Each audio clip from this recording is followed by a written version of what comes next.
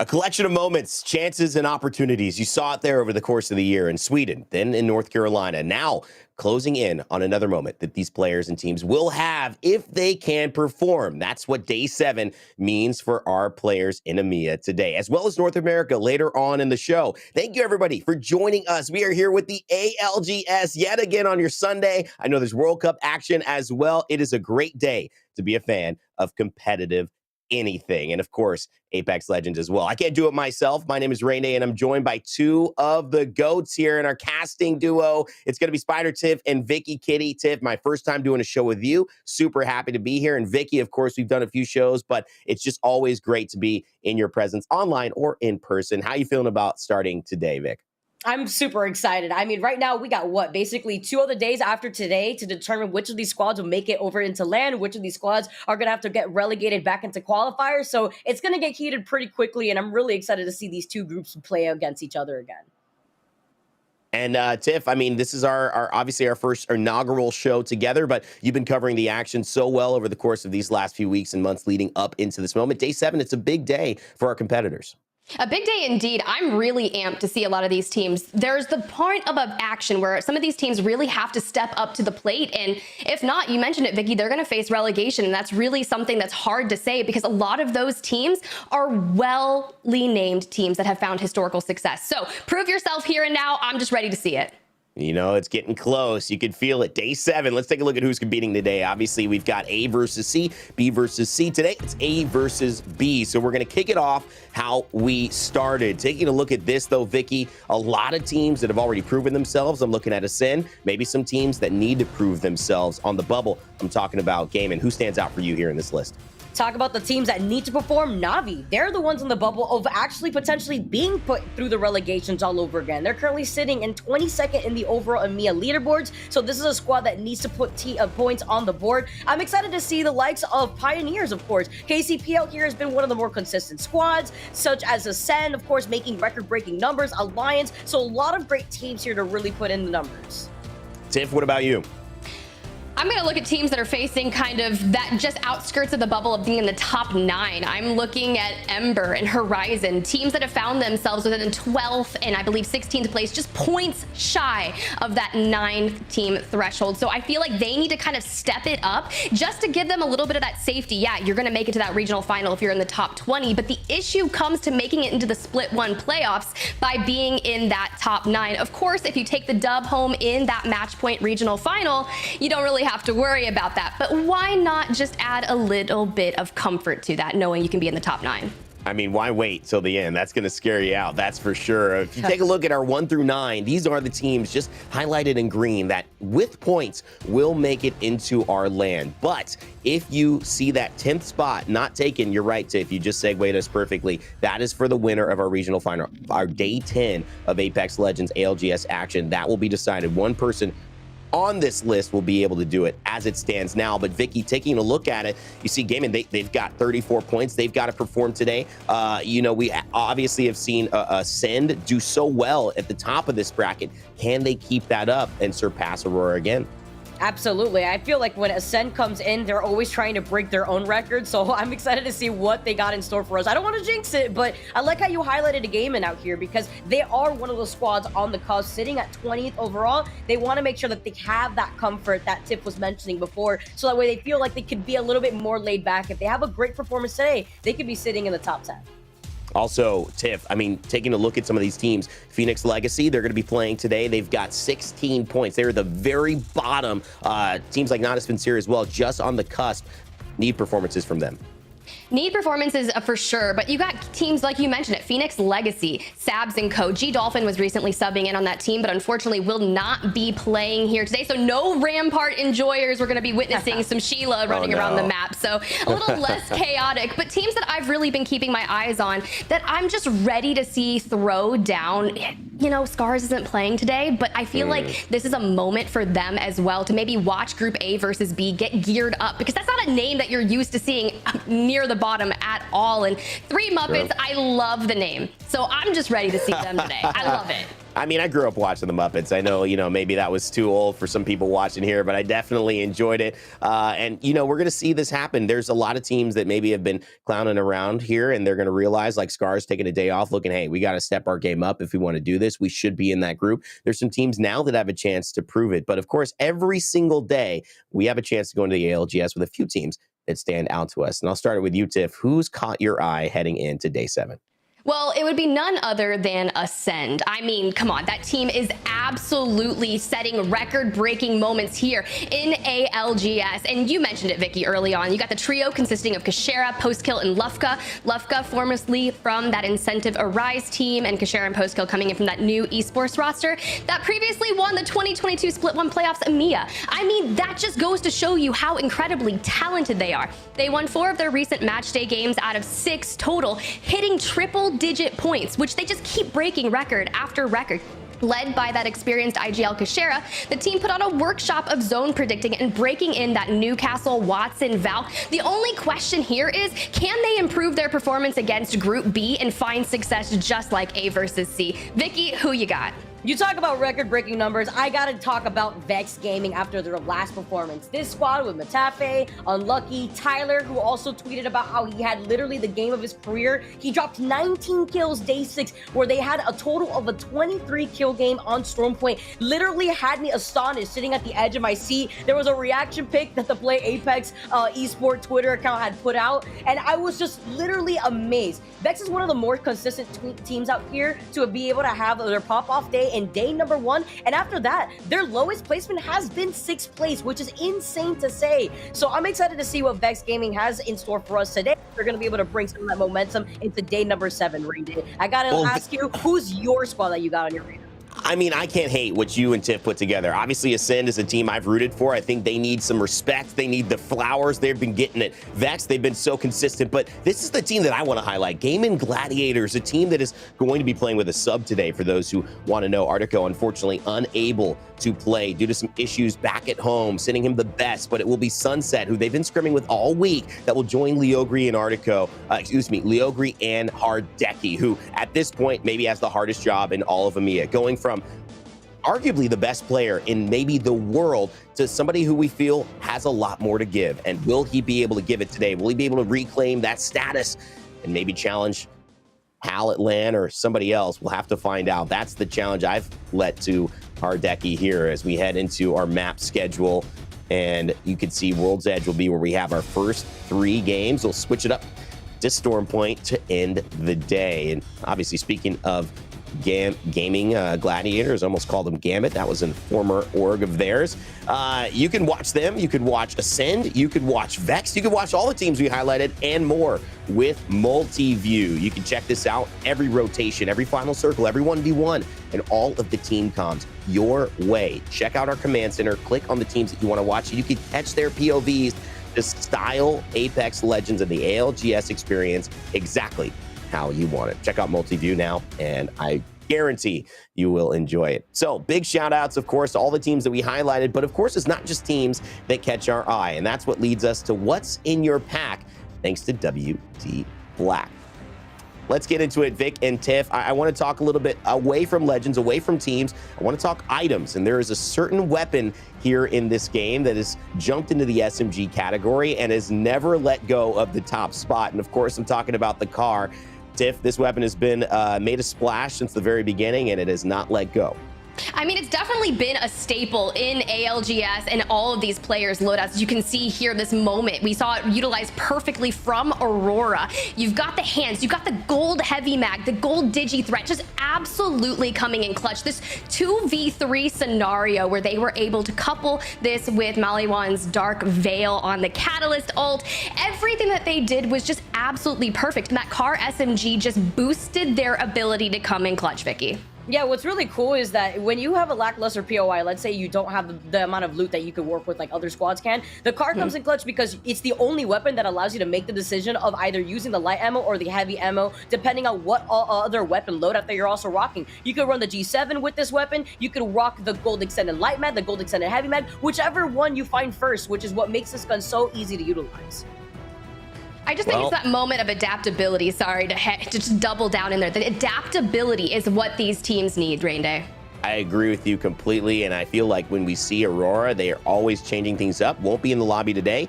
They've got a chance, again, with that car and anyone with the car to make a big splash in Apex. That's what's in your pack, thanks to WD Black.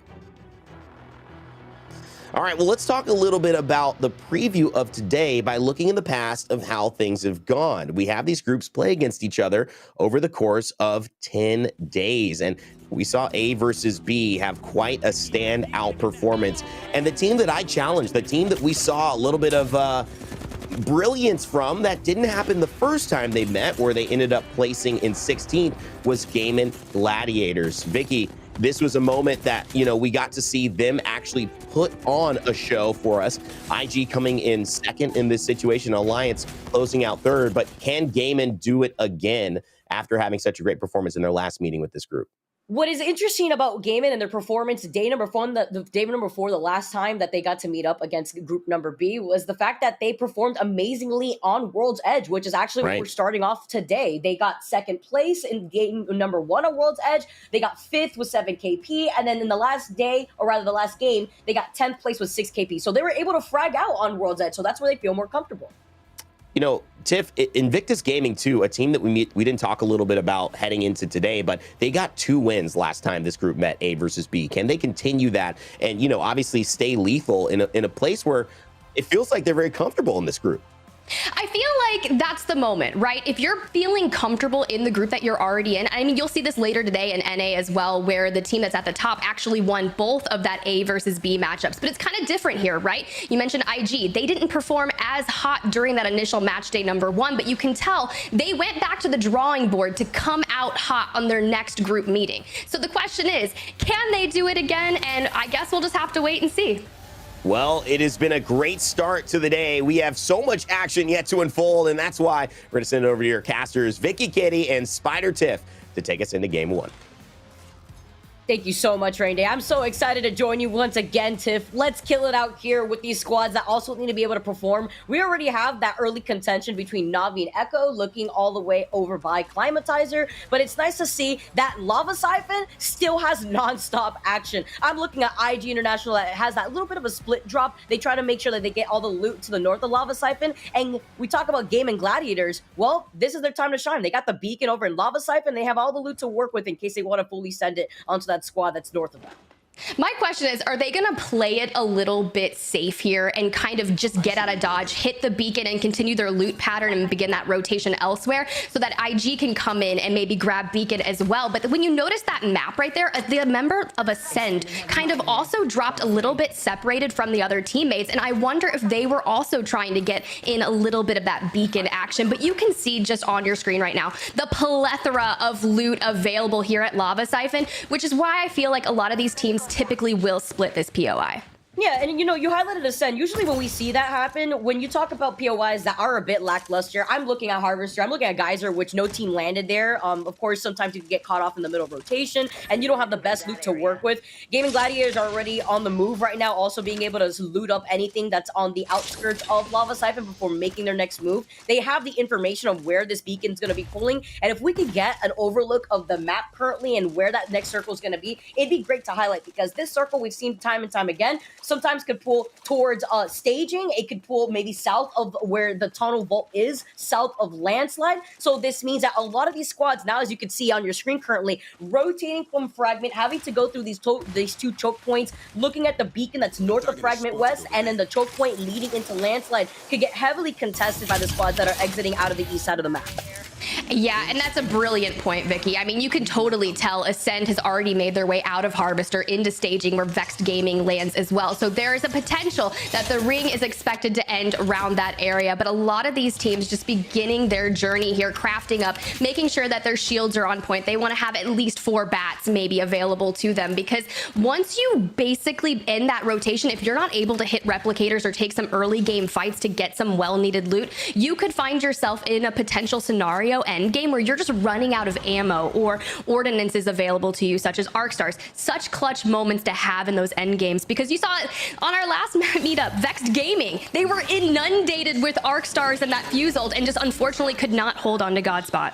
And you mentioned Fuse, that's actually been a kind of a mainstay legend that we've started to see way more performance from, aside from the Mad Maggie. It's nice to be able to see the different compositions and how they've been able to provide the ability for a lot of these squads to play into their team composition. IG just trying to use the crypto to not only overextend and trying to get that beacon information, but settling down on the low ground, which in these early rotations could be very detrimental. Gaming Gladiator, though, finding themselves in an early fight out of their rotation right now over to the south side of staging, and the Zeros have already been called off.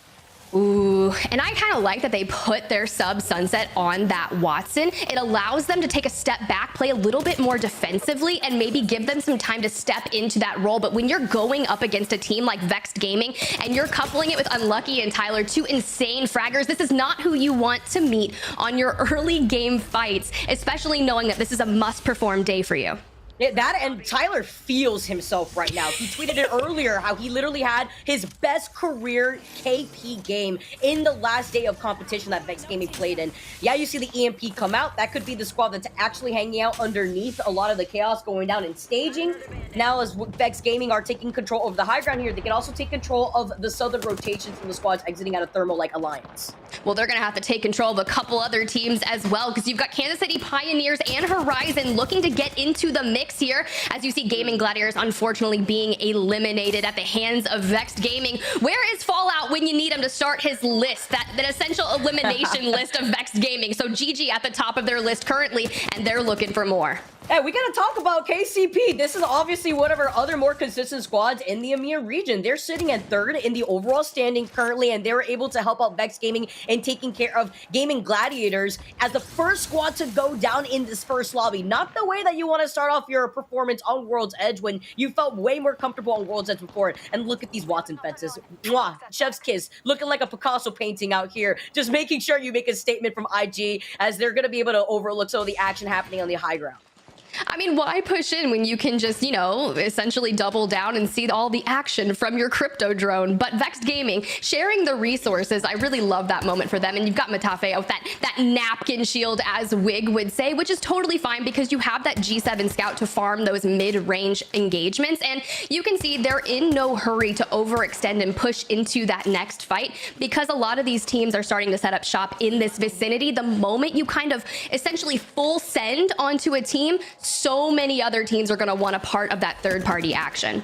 Yeah, talking about Vex Gaming and their positioning right now, the difference between where Vex is basically playing the mini king of the hill on the high ground, and what we just saw from Gaming Gladiators where they got pinched by KCP and Vex, the position where Vex has that slight high ground advantage, and they're looking to their backs to make sure that the other rotation choke point to the left of them isn't going to put them in a sandwiching situation versus the likes of IG that's playing on the low ground, or any other squad that's going to rotate on the high ground through the train tracks where Horizon was. I mean, that's a very good point, because you know that Alliance drops Thermal Station, and they will be one of those teams to come out through that chokehold as we get this beautiful POV from the crypto drone overlooking where all the teams are kind of nestled up. And you mentioned the Watson fences like Picasso. I'm thinking like my 8th grade geometry class that I was probably sleeping through, because, video games are obviously more important. Just kidding, stay in school, kids. But we got a good moment from Ember. You got Fricks, Bavis, Young Hong Kong. This is one of those teams that I spoke of briefly in that pre-show with Rain Day and you. They need to perform. They're finding themselves just outside that top 10, and going into that regional final, if you find yourself outside the top 9, yeah, you can get more points and really try to get into there, but you find yourself in that must-win scenario. And when you're going up against teams like Ascend that are statistically proven to have the best ability to put together a map win, you really don't want to hedge your bets. Get yourself in that top 9, but currently dipping and dodging and just going under fire, and unfortunately Fricks is going to fall. The G7 has just been an insane tool for a lot of these teams to utilize, especially in these long-range situations. It's Corpa, another squad that absolutely needs to perform. They're sitting in 28th in the overall leaderboards, and with so many other squads in the middle of the rotation exiting out of Lava Siphon, Corpa could definitely capitalize off of this. Love how you highlighted Ember, because, yeah, they're sitting in 15th, or actually, rather, 16th in the overall standings, and they just lost out on their Valkyrie, so no Skyward Dive on the board for them to make their rotation into that next circle. Oh, and they're just going to absolutely get punished. Bav is forced to throw out the black hole and just kind of disengage from this, throwing all of the nades that they had availability. But you see it right there. The team is just going to full send upon them, jumping down, going for that challenge. And now they're going to lose out because Young Hong Kong, last man standing for Ember, not looking too hot for them. Probably going to go out here soon.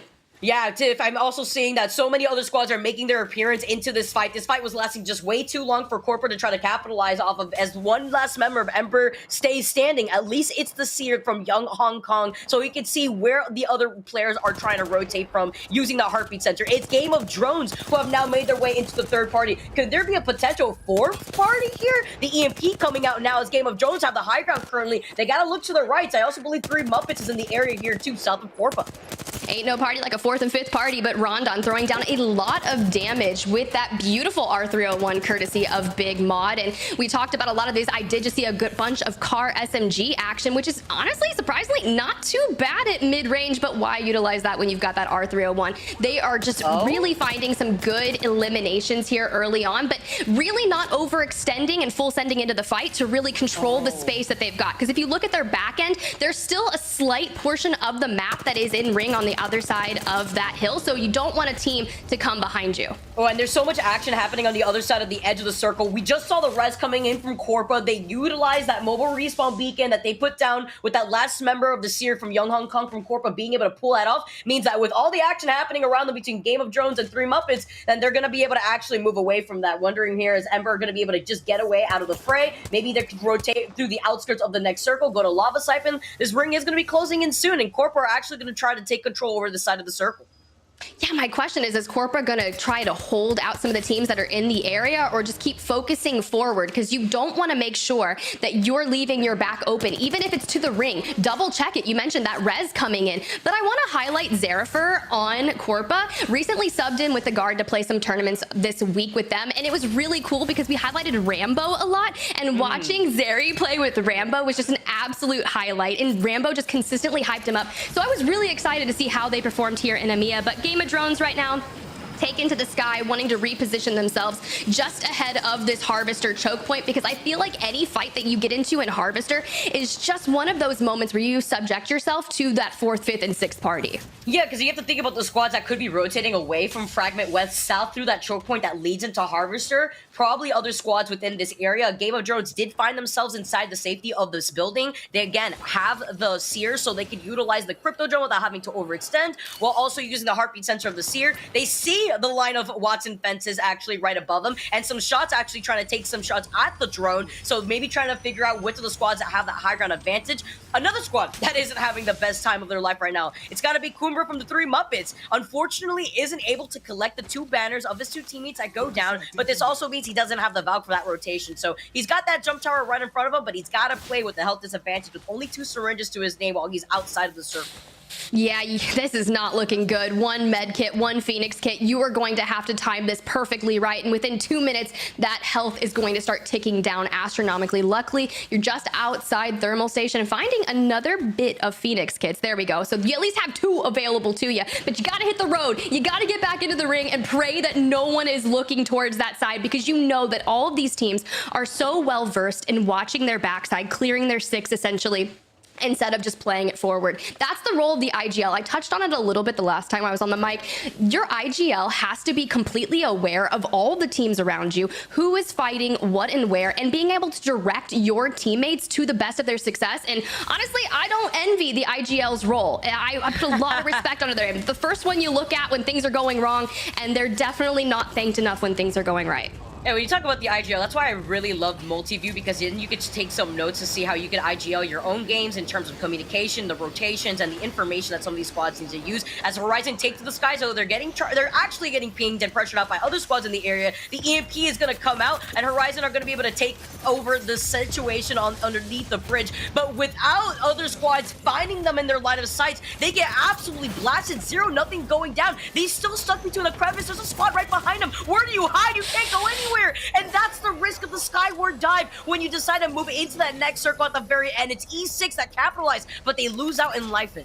Hey, this is a moment where they really do need to capitalize. They started out incredibly strong on their match day number 1, breaking out Lifeline and winning some maps as well, but unfortunately have been rather lackluster ever since. So I'm looking to K-Swinny, Slayers, and co. I want them to get this reset and kind of just take control of it. You can see the res going off just shortly. Well, able to get them back up, finding some KP along the way, but there's 17 squads remaining, and the chaos is just beginning, Vicky. Look at this. They have to share the building, too, with the squad that's right above them. You highlight E6 and the use of Lifeline. They've changed things up a lot to stay more consistent, and it's KCP that have the high ground right above them on top of this bridge.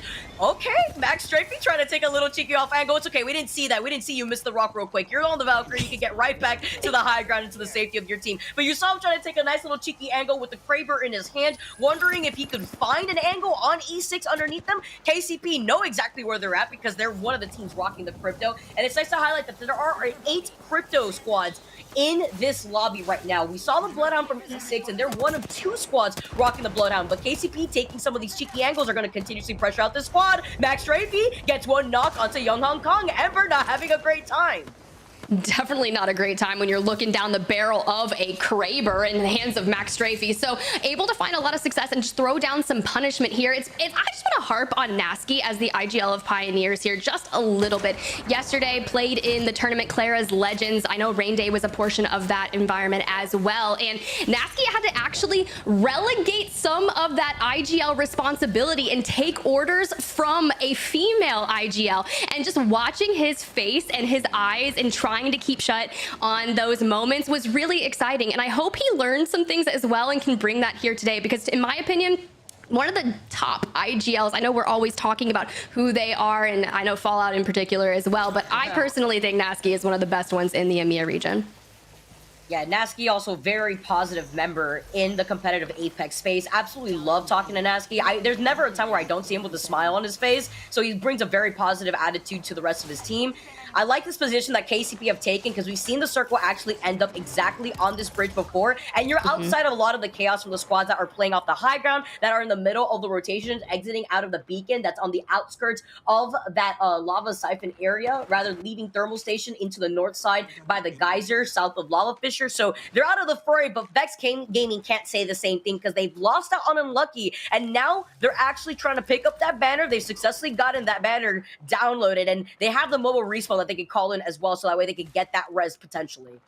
Yeah, and they do have really great positioning in this ring with this, like the building is just uncontested. No one is really near this. They've got a line of sight and information on all the teams that are surrounding them, so they should have no issue being able to bring in that mobile respawn. They're just kind of getting punished by nearby cryptos and really just farming up these shields. And now the best time to get Unlucky back in the game is now, but the issue is once that mobile respawn beacon goes down, I think it's going to send a signal to all the teams around them, hey, we have that major disadvantage. We're down in numbers. You probably have an advantage on us, and we want that. We want that. We're going to take advantage of that situation and full push you. Especially with the spot that they're in right now, that's going to be a green light for the other squads to know that they would have the number advantage in their favor if they want to be able to claim that building instead. You can see some of the chaos still happening in the building. KCP trying to get that res onto Nasky. Max Strafey still has the Kraber in his hand. Is there a squad right above him sharing that bridge, that railroad track spacing here? Nasky needs to reset. He is able to go back online, and we have one of the Gibbies in the squad actually in the lobby right now. The only Gibby that we have currently in the lobby. Nice crack here. Nice shot with the Kraber. Let's jump into a listening with the Pioneers while they're able to reset. Guy you cracked, knock the guy you cracked. Crack another. I'm gonna walk up and nade that. Yeah, do it, Dom. Yeah.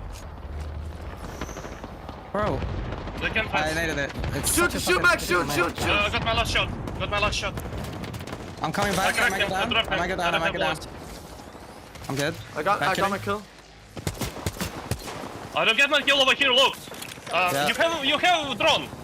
Yes, but look at Babos. I need to save EMP. Yeah, well, you just gotta stay alive. We have a really good spot. Don't overextend. Okay. Jordan, bubbles should be fading soon. Like 3, 2, 1.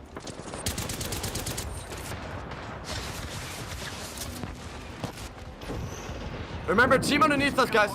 No more bullets and Kraber? No, not anymore. Okay. We still have a team above us, guys. Keep that in mind, okay? Team right here, Max. You don't have... Farming him. Yeah? Knock him. Good knock, bro. Guys, they can't res there. I'm pretty sure they can't. Listen.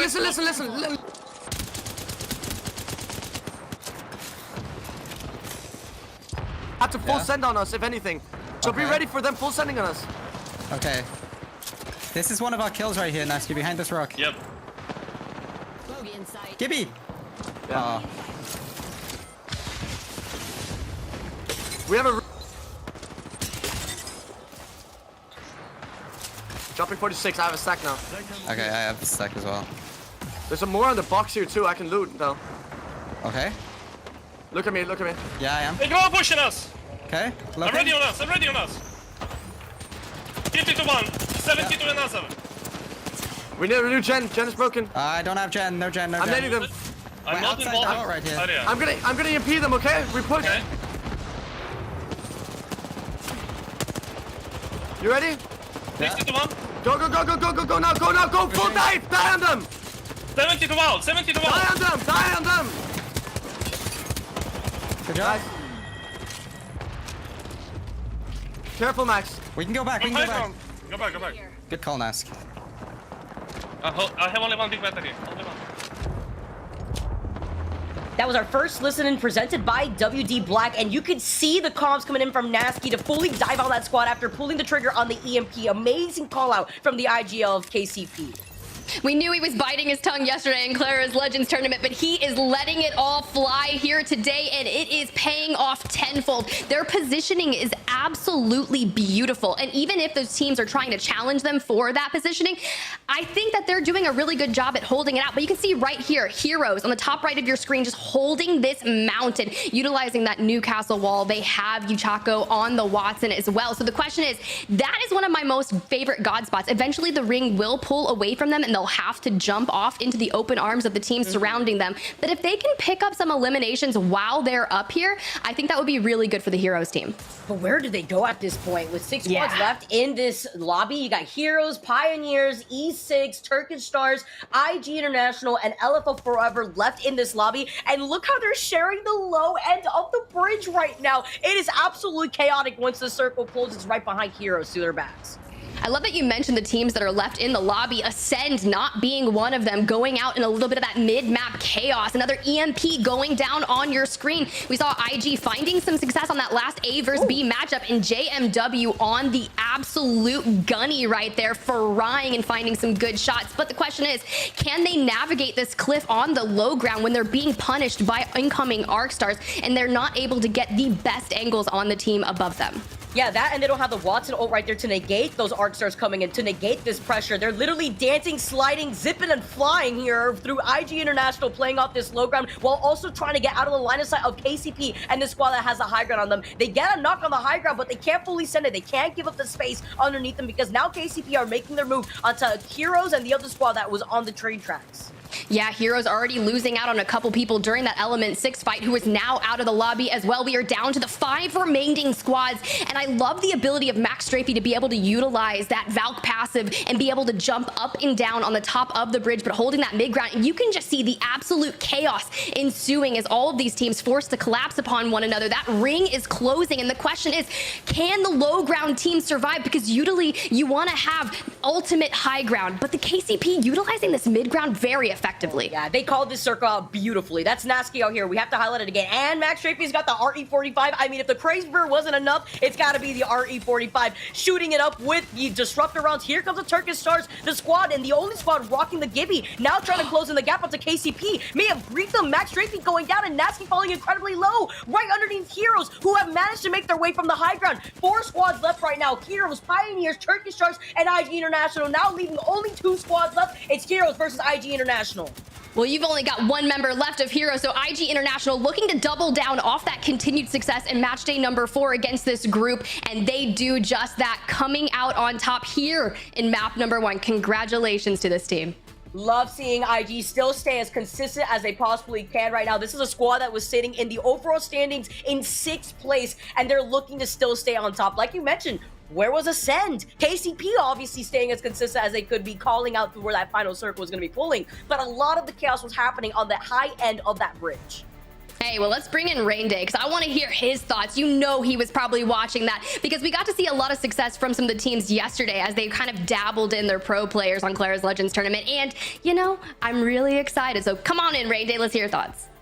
I'm excited too. It was great to see KCP as well. I think they did a great job. Tiff, take a break. I believe I'm going to be hanging out with Vicky here, talking a little bit here about what happened in game number 1. It was an interesting story. For me, one of the cool things I saw, Vicky, let's take a look at the numbers, because Heroes, a team that has, I think, about 10, 11 points so far just in game 1. They're sitting right now in, I think, 27th place in the league. If they continue to put on a show like this, top 5, something like that, that's a massive amount of points that gets them into not having to play into relegation and try to get back into the Pro League. So we've got stories on the bottom. Switching it up, though, Vicky, obviously IG International, we asked, can they have a great performance again? Clearly, they're starting off the right way.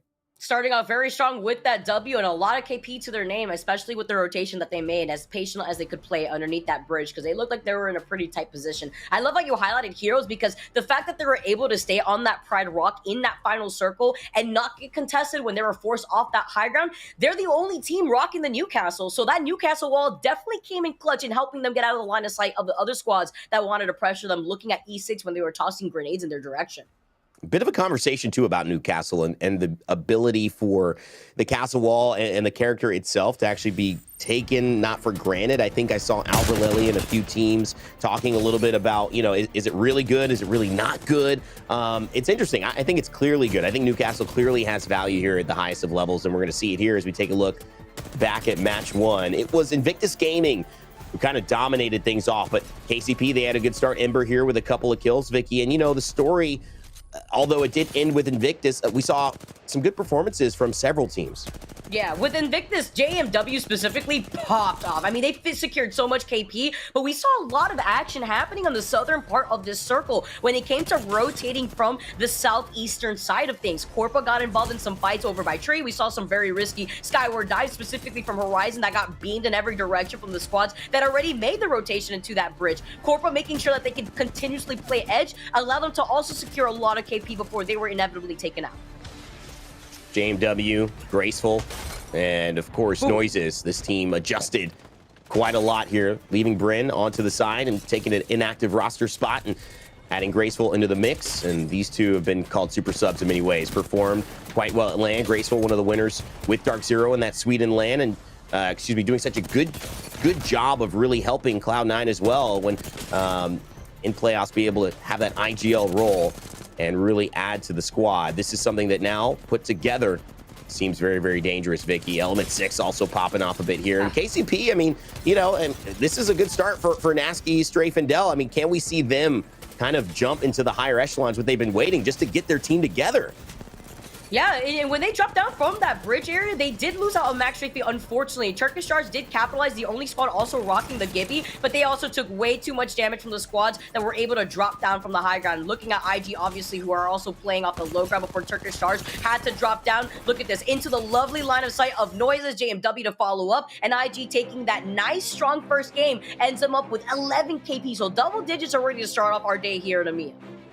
Wow, that is a great showcase here of what IG Internationals are doing. But we talk about Heroes, and really that's the storyline at the bottom of the table. 27th in the overall standings, making a big showcase here in game number 1, that this will be a day that changes their fate. Also, Turkish Stars representing here with 8 points. Pioneers rounding out the top 3 with 13. That's a good showcase for Nasky, Strafe, and Dell. Let's take a look on the bottom side of things too. Vexed, team that's performed really consistently.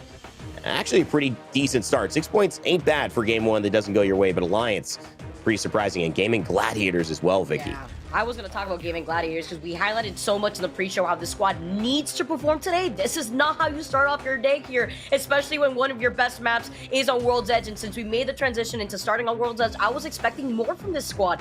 Finishing last, they got choked up. I believe they got pinched between 2 squads, between Vexed and KCP. And that's what happens when you make in some of these early rotates, feeling like you're safe to take some of these early fights, and then you find yourself pinched instead.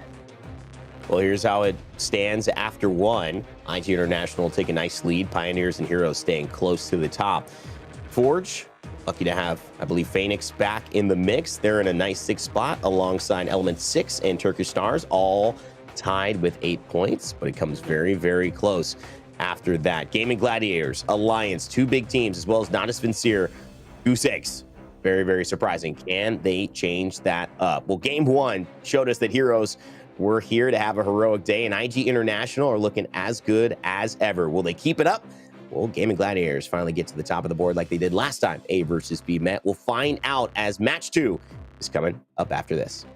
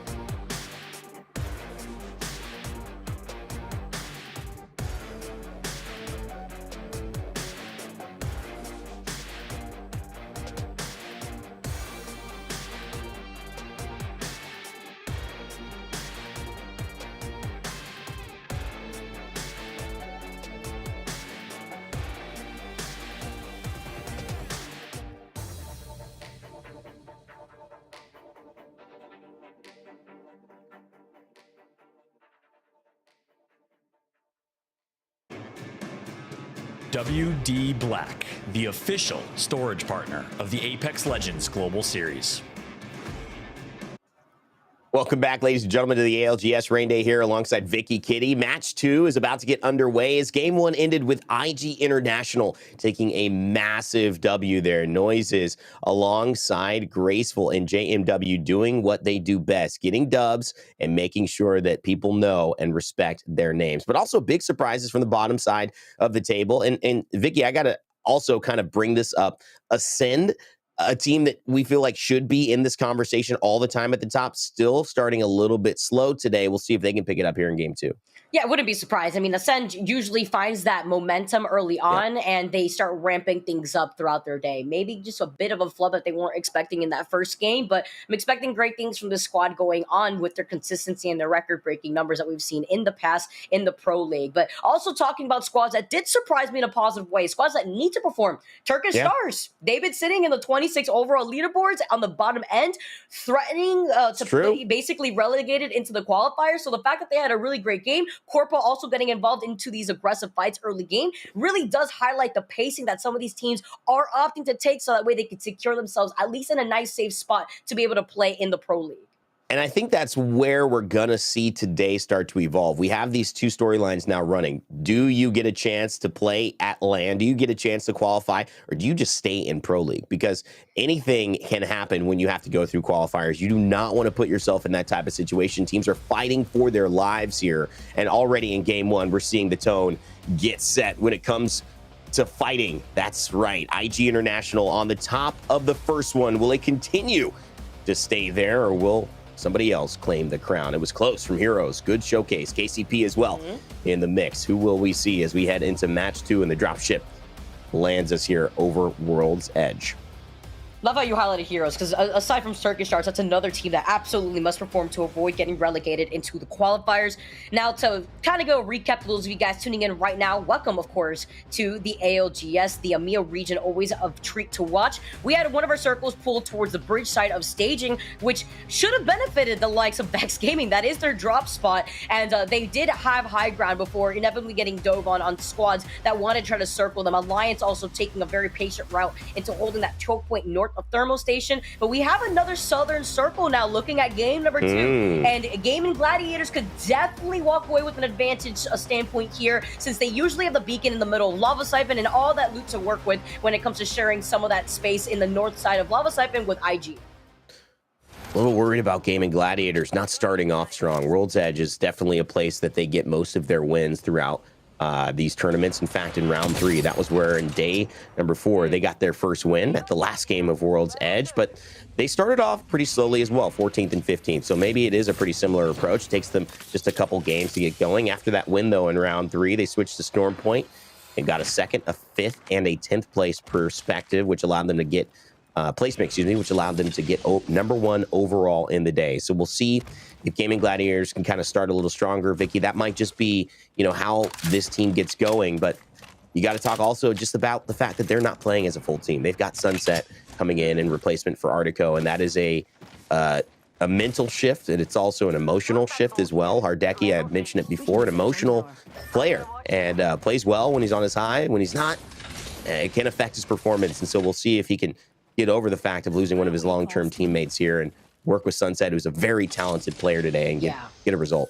Yeah, I was going to say, Sunset, in his own regard, is a very talented player. He's put in results himself. And so with this player being on the squad, the only thing you have to worry about is the consistency that the team feels in terms of their comfort. And you take a look at the top 10 and what went down in that first game. It was a very nice KP spread across the board for a lot of our squads. Like you mentioned, Heroes really did have that pop-off moment. They secured 9 KP. IG, though, had obviously not just the dub, but the double-digit KP on the board. As we look at Forge, one of our other squads that definitely needs to perform out here today. Believe they finished in 6th place overall after that first game, so they got some points to their name, as you can see right there. Number 4th with 8 points in the overall standings for today alone after that first game. It's one of our squads that are already making their quick rotation, though, out of Fragment. Nice to note with a lot of other squads quickly just trying to hold on to that final circle positioning without getting circle cut by a lot of squads that have been opting to play more on the edge.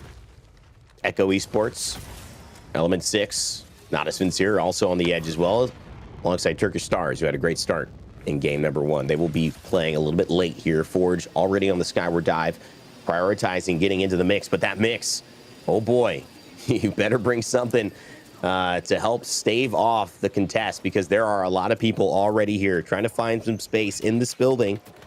But getting shot from afar, Forge already feels the pressure. Row almost going down, only on a white. Phoenix also getting hit, and that's it. Forge, they make a Skyward Dive early, but we talked about it, Vicky. It is a dangerous proposition, and they've just felt the danger there. They just basically got deleted. And the unfortunate timing on throwing out the Seer ult when you already saw the EMP startup animation happen, that means that you just used up that Seer ult for basically no reason out here. You basically panic in this situation because so many other squads were taking shots at you. But that's the risk of the Skyward Dive. Yeah, we still have that one member left of the squad. Hopefully he can get away, at least get those banners in time with so much fighting happening on the other side of Lava Siphon. Well, Vicky, this is the conversation I like to have when people think about, are you hard edge or you rotate teams, right? Or you get into the circle soon. It's not as simple as that. A lot of the conversation actually ends up being, well, okay, we'd like to rotate early. That's our style. But are we late? Are we too late to it? And if we are, if we make a play like Forge, we're giving up our chances to even compete in this game. So yes, we like to get in there early, but this game we just have to, we missed our chance, we missed our opportunity. Teams are already there, it's too south, and we have to play this differently. And I think that is one of the things we don't see. Sometimes those lines between hard edge rotate and getting in the zone are blurred between these squads, as you saw the impact there from Forge as IG International set up here. And Forge completely get deleted off the lobby, and they're going to be meeting with Vex Gaming in the lobby too, because Vex is actually the first squad to go down here as another EMP gets unleashed over in Lava Siphon. IG getting involved, still trying to put more numbers to their scoreboard after an amazing first game.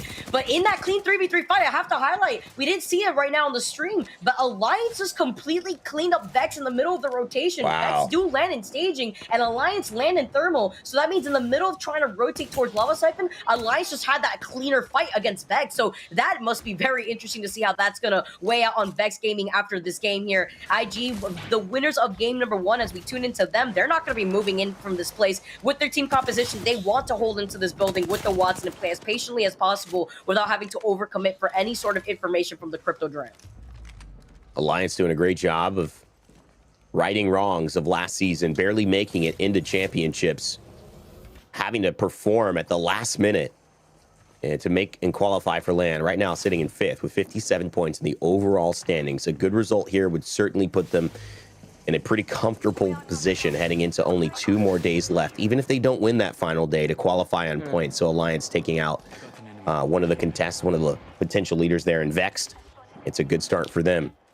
Yuki was also performing yesterday played in a tournament and had a nice couple of 1v2s. Such a talented individual player and great personality as well in the scene and community of Apex Legends. So they've got the skills. They've got the squad. It's just about, can they put it together in the highest of moments? Not as Vincere, though. This is a team that I've been disappointed in, Vicky. And, I think it's because we know that they've got potential. Sonya, Rugby, Dazo have been incredible players over the course of EMEA's history in the ALGS and not able to get things done.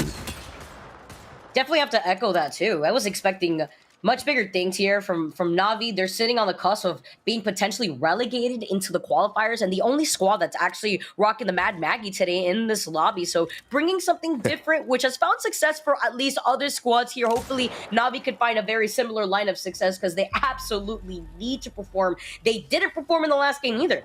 I mean, they unfortunately fell in 19th overall in the first game. So taking a much more passive, slower pace here into this game, they're playing by the choke point of Geyser where no squad lands. There's probably already a squad that did rotate in this direction. I can see open doors, but it's the fact that they're just taking a much more passive approach, playing on the edge. Trying to hold this choke point here because there usually are a few teams that try to make their way in, and they can tell the timing of the zone. 2 minutes and 9 seconds left. There will be a squad. In fact, it's Echo Esports on the other side, and this is who Na'Vi kind of sniffed out, knowing might be playing very, very close to them. You can see Echo overlooking just the area below them, trying to find a couple of shots. Just with a long 4 to 8 times, and the Sentinel with 53 in the magazine. Plenty of shots there for Zuni. Echo Esports trying to move in. With the Echo Esports looking at all the Watson fences in front of them, wondering, man, there's so much already of space bought by so many of these teams rocking the Watson. It would be a shame if a Crypto just slid in here and used that EMP to ruin everything. But in this position that Echo's in, basically doing something what Navi's doing on the other side of that rock to the right, and it's holding these choke points away from the squads that are slow rotating outside of fragments. So Echo Esports, another team that absolutely needs to get those points, needs to get those KP, because they're also sitting in the relegating spot in 29th overall, second to last place currently right now in the EMEA region. Very interesting. Obviously spotting out a drone here, trying to finish that off. It is Element 6 who they're looking at, and that is what Zuni has noticed. Behind the rock, we can see those outlines, but they do not. They just have the intel that there's a team that they're gatekeeping here. Again, 49 seconds before the zone starts to move in. So they'll have a chance to take a roundabout shot. Nice 63, leading the bullet there on the Sentinel. Not the easiest of shots, but simple for Zuni on the Seer, as again, they look at the Watson fences, realizing there's really not a lot of real estate there to hold. We've got to just play this, and we got to make sure, too, if Element 6 want to come our way and take our backside, we're going to let them know we're not going to give it up without a fight, and it's actually deterred Element 6. They've taken the roundabout way towards Harvester to try to make it into the zone, and possibly will end up running into Turkish Stars. But a good showcase of force from Echo Esports. It seems to have worked for now. Yeah, keeping up the pressure, although with some of the noise that they're making with the Sentinel shots, I think they've already called it where they're going to start rotating downhill because all the other squads are going to keep them in their sides. The squads especially that have taken control over the buildings north of Lava Siphon. KCP, again, always on top of where the circle is going to be pooling. We've seen the circle pool actually over on top of that exact building that they're on right now, sometimes even on the outskirts north of the side. So they're in a really good spot and already breaking some pressure, at least, onto the squad that's also sharing the building to their left, letting them know, you know what, we got our Watson set up as well. We've set up our own perimeter. So many Watson fences already lined up on the Lava Siphon side of things, and they're also going to be able to get information with the crypto drone, maybe on the other squads that are rotating away from Geyser, or even Echo traveling from the high ground to the low ground uphill that fight.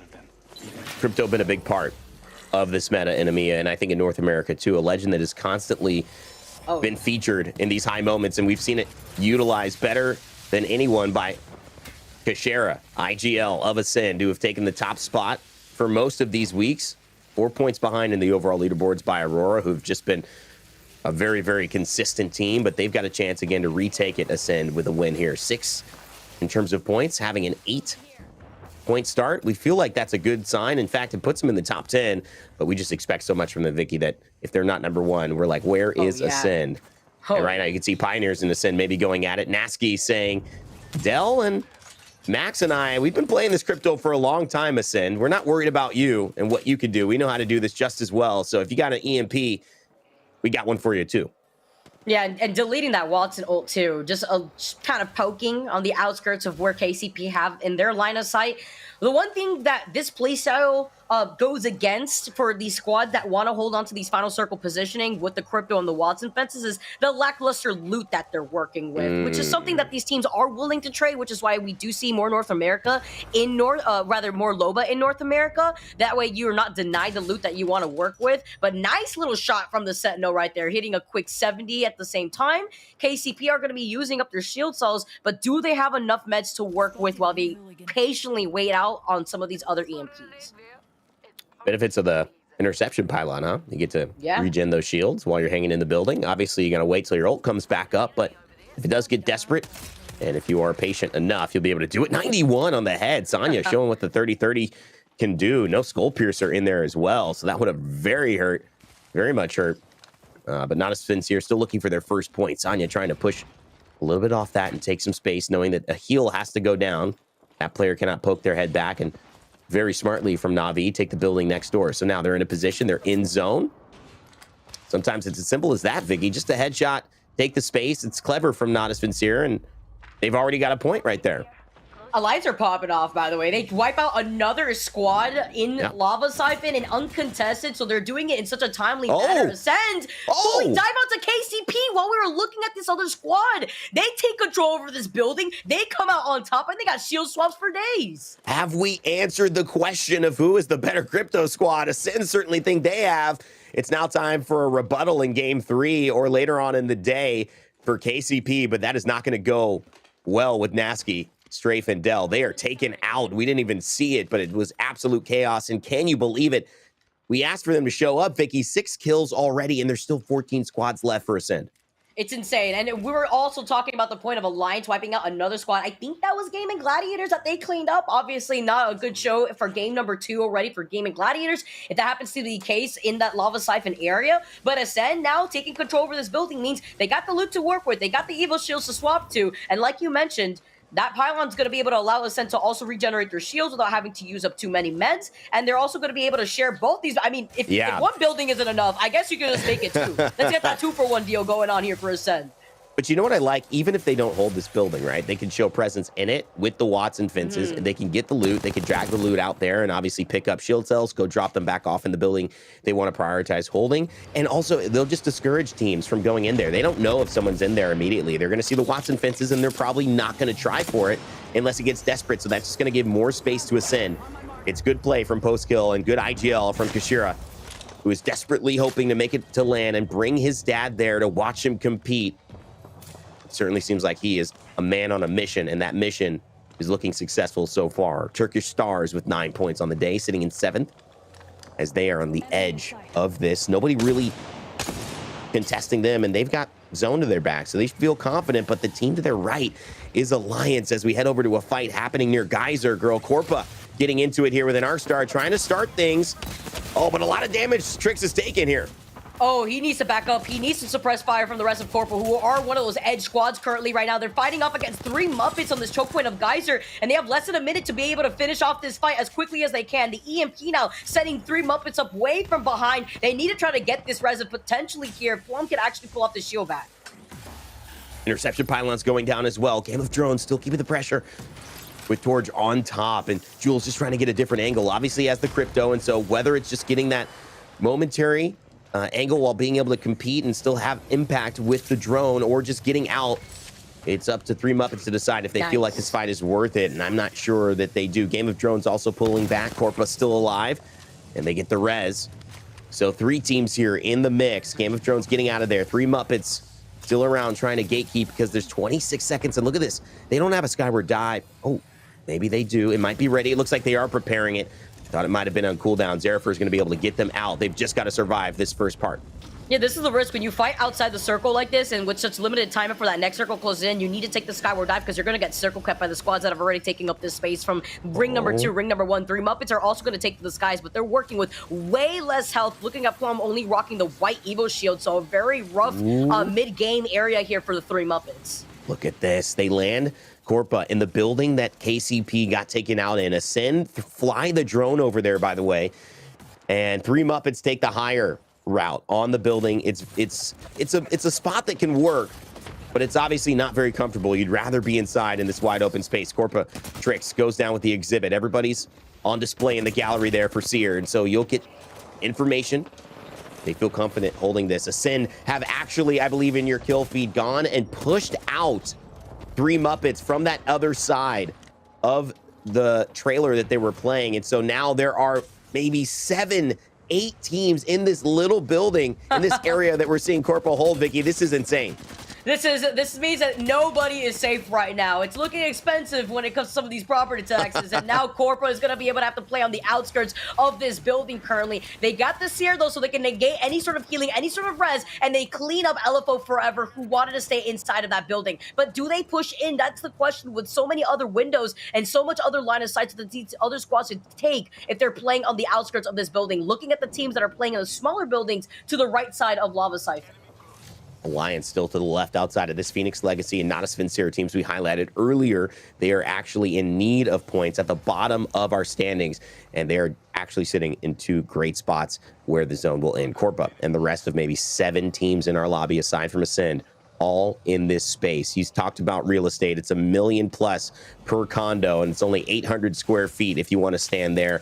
But they're okay because location, baby, that's what matters. Ascend, speaking of location, they've got nobody to their back, but to their right, as you can see, Kashira kind of focusing his attention is where Element 6 and Echo Esports are. Ascend have a big decision to make. Do you try to clear out this northern side, or do you kind of play small? Don't let yourself get noticed. We'll see what Kashira and the boys decide to do as we head to a listen in with them. They try to take the top. One got knocked, one got knocked. Okay, Lufka, don't pick. Just fight. Lufka, you have to hold pulse here.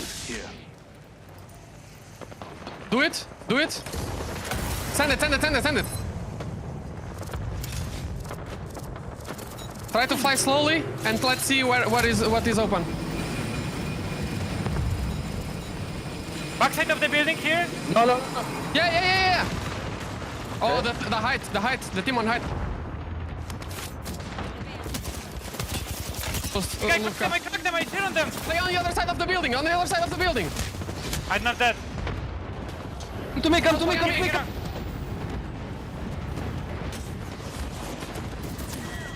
It's my EMP post. Okay, kill one here on me. I need to Finish one. Swap on that guy, no? I'm fine. Come to me. We're chilling here. Lufka, you need to still flying. That was too soon, man. It's fine. Too soon. I'm gonna res him. Focus on your game. I'm gonna res him. I'm popping ultimate accelerator. It's a duo on top post. It's a duo. Okay, I'm popping ultimate accelerator. Give me a moment. Can you check on him? Wow, just moments there to take a look at what post-kill and Kashira were sharing with Lufka. Maybe a little bit too early on the Skyward Dive, Vicky. Yeah, we heard them with the crypto drone. They just wanted to get the information, the intel to know which space was clear for them to actually land with the Skyward Dive. And you can hear them in the comms basically just disagreeing that with the timing of that. With so many other teams playing on the outskirts of the circle, it's Phoenix Legacy, the squad that is sitting right now in last in the overall leaderboards in the EMEA region, that predicted the circle pool amazingly. And they have the safety of the inside of this building to work with. Look at this setup. It feels like Kashira, post-kill, and Lufka just moved, but look, they're already settled. Oh, and look at this, coming down Echo, decide to challenge. It's Kashira and Ascend versus Echo Esports. Ascend look to maybe knock down one. They're gonna knock down another with the help of K Swinney, and Echo will fall. Top 4 for Ascend, looking to make it number 1 on the day. It's an EMP, but not from them, and it's Element 6 with Slayers, K Swinney, and Lifen, who are coming in to the fray with wingmans and not missing much. 18 points on the day, and the flatline spray as well. Element 6, look at this, trying to take over this tournament. And with the Digi threat too, we highlighted the car for a reason. They're also working with the Volt. Great weapons to use, especially when you have controllers to work with here for the E6 squad. We got 3 squads left in this lobby. We got Phoenix Legacy inside the building. Ascend, who got Lufka up, by the way, and E6 on the other side. I don't even know how they were able to have the time to do that with Echo dropping on top of them. Surprised here that Element 6 are poking their heads in, but I don't think it's going to be a full commit yet. They've still got the 3 squads alive, and they've got the zone closing here. It's going to take a minute but Kashera and Ascend, they've got to make some move happen. Element 6, go for it. Get one. Slayer's looking to get another. Can he take down Ascend with the headshot? He can. Ooh. And that is going to be Element 6 taking down Phoenix Legacy. Ascend goes ahead and wins. Oh my God. Somehow. Are you kidding me, Rain Day? Are you serious? When they had to play that as a duo after their rotation with the Skyward Dive, they still got Lufka up. Lufka went down in that second to last fight, but they still were able to clutch and get out of the fray when Phoenix Legacy was forced to rotate outside the building. Are you kidding me, Ascend? Unreal. Element 6 look like, in my eyes, they're taking on Ascend. They take down Phoenix Legacy. Ascend come around. What a masterclass in terms of navigating a almost unnavigable situation, right? When you can say what Ascend have done, it feels like they shouldn't have been able to do that. Tiff, as you were watching back, talk a little bit about Ascend's win and the masterclass they just put on. Look, it's just one masterclass after another. So I hope you other teams in EMEA are watching this, because this is just to show why they have won so many matches. And now typically they are really good at setting themselves in those end game zones and positioning themselves incredibly well. However, you could see taking kind of that underneath of the tower, things were looking a little disastrous for them. And you mentioned it, Vicky. They had to get Lufka back in after that kind of less than stellarly timed Skyward Dive, but the ability to transition and get their teammate back and then go the distance, this is how you become a champion. And it just starts here now. They are looking to go on the fray. They want to show up, get themselves a spot in that split one playoffs. And I mean, if they play like this, they might be a champ. I don't know, Vicky. This is looking like a team that is in their rhythm, but in their rhythm in a different way than we've seen. Ascend has always been a team on top in terms of being able to win days, being able to compete, being able to be consistent, but not in this way. It feels like they've switched gears. They've hit a higher echelon of play.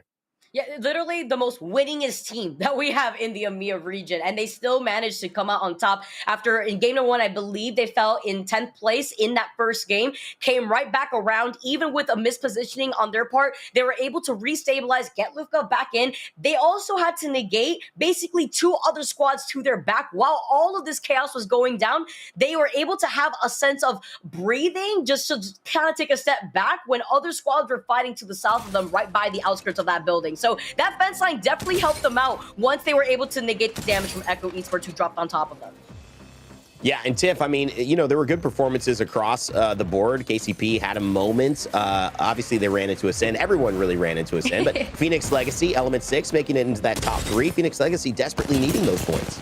Yeah, I mean, Phoenix Legacy, they have to adapt a lot. They've played with a plethora of different teammates. G Dolphin most recently subbing in for them and no longer playing with them as well. So Alpha Draft joining that roster. And clearly something is working out. But you see this moment where Pioneers are able to occupy these buildings. And something that we wouldn't have expected was Ascend to fully ape them in their building and take their positioning. But I think that's just going to show you how Ascend is kind of adapting to the scenarios. I kind of asked this question in the pre-show. Can they find success against the other group B? And they are doing exactly that. You have to be able to adapt against the playstyle of the other teams throughout these groups. And that's just how you become a winner. You know, Vicky, it takes a lot of confidence to make that push. I mean, and that really set themselves up to not have anybody at their back. And although it got even harder here as we looked at Corpa and the rest of the teams who occupied this building, Ascend didn't have to play that game. They could play their own game here on the edge. Yeah, we saw actually in that fight between KCP and Ascend that what opened things up nicely was Lufka's Arc Star that actually allowed them to take control over that building. And the outskirts brought Lufka back, still managed to fight 2 squads at the same time while playing at a disadvantage, and were able to still take the game while E6 was so busy cleaning up the other squads on this side of the building. Unreal stuff here. Element 6. Whew. There's a takedown of Lufka, which is crazy, but then Phoenix Legacy end up pushing Element 6. It's just terrible timing for them because I think they actually had a kill onto Ascend. So Lufka goes down yet again, and then it's ending up being post-kill and Kashera, who swing wide after the third party and end up taking down Element 6 to finish off the game. It is a second place finish for them, so not too shabby, 20 points. Only difference here is the placement, but in terms of total points, that's Ascend jumping right back up to the top. And of course, Phoenix Legacy having a good game, Tiff, but it's a nice top 10 here for some teams that definitely needed to start performing. Yeah, definitely. And I mean, you see IG International down there in 6th place. They're getting themselves 5 points. Not a bad game. A good showing out of Corpa, finding 8 eliminations at only 7th place, with still 11 points. I feel like anytime you can hit double digits on a match, that is the level of consistency that these teams need to kind of have a standard. But jumping on over to the page 2 results, you've got Alliance sitting in 11th. And yeah, they were able to get 7 points, but they haven't really performed to the ability that I know that Hackies probably wants them to and has a standard for themselves. You mentioned it earlier, they barely qualified for that championship land, so you want to make sure that you're getting up to that consistency and doing it here rather than later. And another disappointing thing, Vicky, it's going to be Vexed. Yeah, Vex Gaming being the first squad to go down. And at the hands of Alliance, by the way, in the middle of their rotation, I noted it earlier on in that game, since they were the first squad to go down. Now we get to take a look at the overall leaderboards currently after that second game, and now we have Ascend tied with Element 6 and IG International. Are you kidding me? This is actually a very intense end result after game number 2. Hold here. Please don't shift. I gotta say, I can't believe that Gaming Gladiators have 0 points after 2 games. Yeah. I'm a little shocked. I mean, I know I highlighted them, guys. So, at this point, it is difficult for, me to come back to camera and say, wow, the team that I was looking at has 0 points after 2 games. But I also think just, this is the story of gaming, and we have to keep this up because they're a team that last time won this group. They literally won this group. They got 25 points of, I think, the 34 that they have here, that just from a single performance, but they've got to turn it around. World's Edge typically actually a pretty decent game for them. But let's look at the final circle here one more time. And Tiff, I want to get your thoughts too, because you weren't on cast with us as well, kind of how this all worked out for Ascend. They had a lot to do, and it started with Echo dropping down on them. Yeah, that's definitely a point. But what I noticed the most when I was watching this was Element 6. They were nestled down onto the cliffside. And I feel like when you're in an end game circle and you're not immediately in the LOS of other teammates, you can really avoid a lot of the early on chaos. And you can see they're just kind of going up and down. And they actually kind of helped in the demise of Echo Esports, which really lent their hand to Ascend. And I feel like when they came back up, yeah, they were landing a lot of damage. But this is the moments where Phoenix Legacy started, hey, I want to get into the fray of things, as you said. And unfortunately, it was just so much chaos that it could have been anyone's game. And to be honest, I didn't think Ascend was going to come out on top. The fact that they clutched this up at the very end moment with the numbers advantage stacked against them, that just goes to show you that when their backs are against the wall, they can really clutch up. They've got ice in their veins, simply to put. I mean, and Vicky, this is the moment too, because you can see Ascend are getting pressure. They're outside the building, and Phoenix Legacy, you see Ascend, they're barely alive. They just hang out later. They just show up late, and it works out for them. Yeah, and something to note here too is that Phoenix Legacy basically put themselves in a sandwich situation between Ascend, who made the rotation on the outskirts of the fence, and then cleaned up what was left of E6. But with very good performance for E6 to show how consistent they were, because in game number 1, we saw basically something very similar from E6, where they got 5th place overall. So they still managed to stay on top in another game too. Well, it has been a great kind of start to our EMEA broadcast, because we've seen the ups and downs of what this can do, what this type of tournament structure can do to you. We've seen teams perform like we expected. IG, Ascend, clearly they are favorites in EMEA. They might be world favorites here in terms of how consistent they've been performing after 7 days. But we've seen teams who desperately need to struggle to find their way to redemption and maybe find a little bit of hope heading into our final 2 days after this before we get to our regional finals. And, I just want to say, top-down overview, Tiff, looking at what's transpired so far, who are you having your eyes on in terms of either maybe a star performer or maybe somebody who needs to perform that you've kind of caught? You mentioned Alliance. I'm not sure if that's still who is your answer. Yeah, I definitely think there's someone that needs to perform. I mean, obviously, Effect being the new addition to that team and kind of trying to get that kind of groove settled for them. I think they're an incredibly strong team, obviously head up by their IGL Hackies, and incredibly strong performers. But I want to turn the tables to Vexed Gaming, the team that highlighted by Vicky in that pre-show. I feel like this team likes to stack the ads against them. And yes, they can consistently get into the top 6, the top 5 at the end of the day, but taking 0 after 0 and just having some mistakes in those early games, they're just really wanting to work hard toward the ends of these matches. And we have, I believe, 4 games left for the day on this series, and why make it a little more hard for themselves? I want to see them do well here. Well, Ascend has already climbed to the top, tied with IG. Let's see if they can keep it up as we head into game 3. Spider Tiff, Vicky Kitty, take it away. Thank you so much, Rain. Welcome back, Tiff. I'm excited after that action in game number 2. I mean, I can't even expect how game number 3, our last game on World's Edge, is going to go down, because right after this, we're going to make the swap up over to Stormpoint. And it's nice to highlight how some of these squads feel way more in their element on World's Edge, where they could pick up that momentum and keep that consistency going on through the very beginning portion of the day. And then maybe on Stormpoint, maybe take a little bit more of a lax role if they feel like they want to play more patiently. A lot of these teams, though, opting with the Crypto and Watson, have been able to make these great predictions on where the circle is going to be pulling, like we saw with KCP before Ascend fully sent it onto them.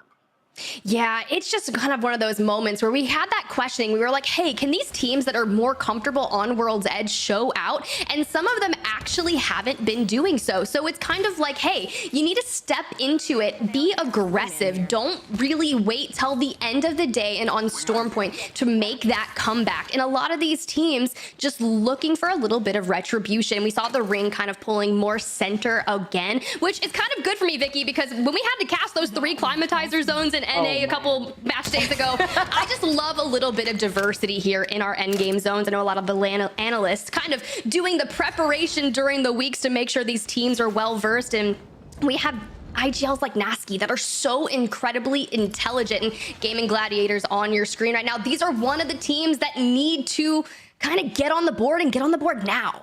Yeah, and if we could take a look at the circle right now, the overview of the circle, we're basically having that southern pool of the circle again, maybe pulling towards that choke point between Fragment East into Lava Siphon. I got eyes on No Name, that's to the east side of Fragment East, that could easily get contested if there is a beacon there for a lot of our northern rotating squads.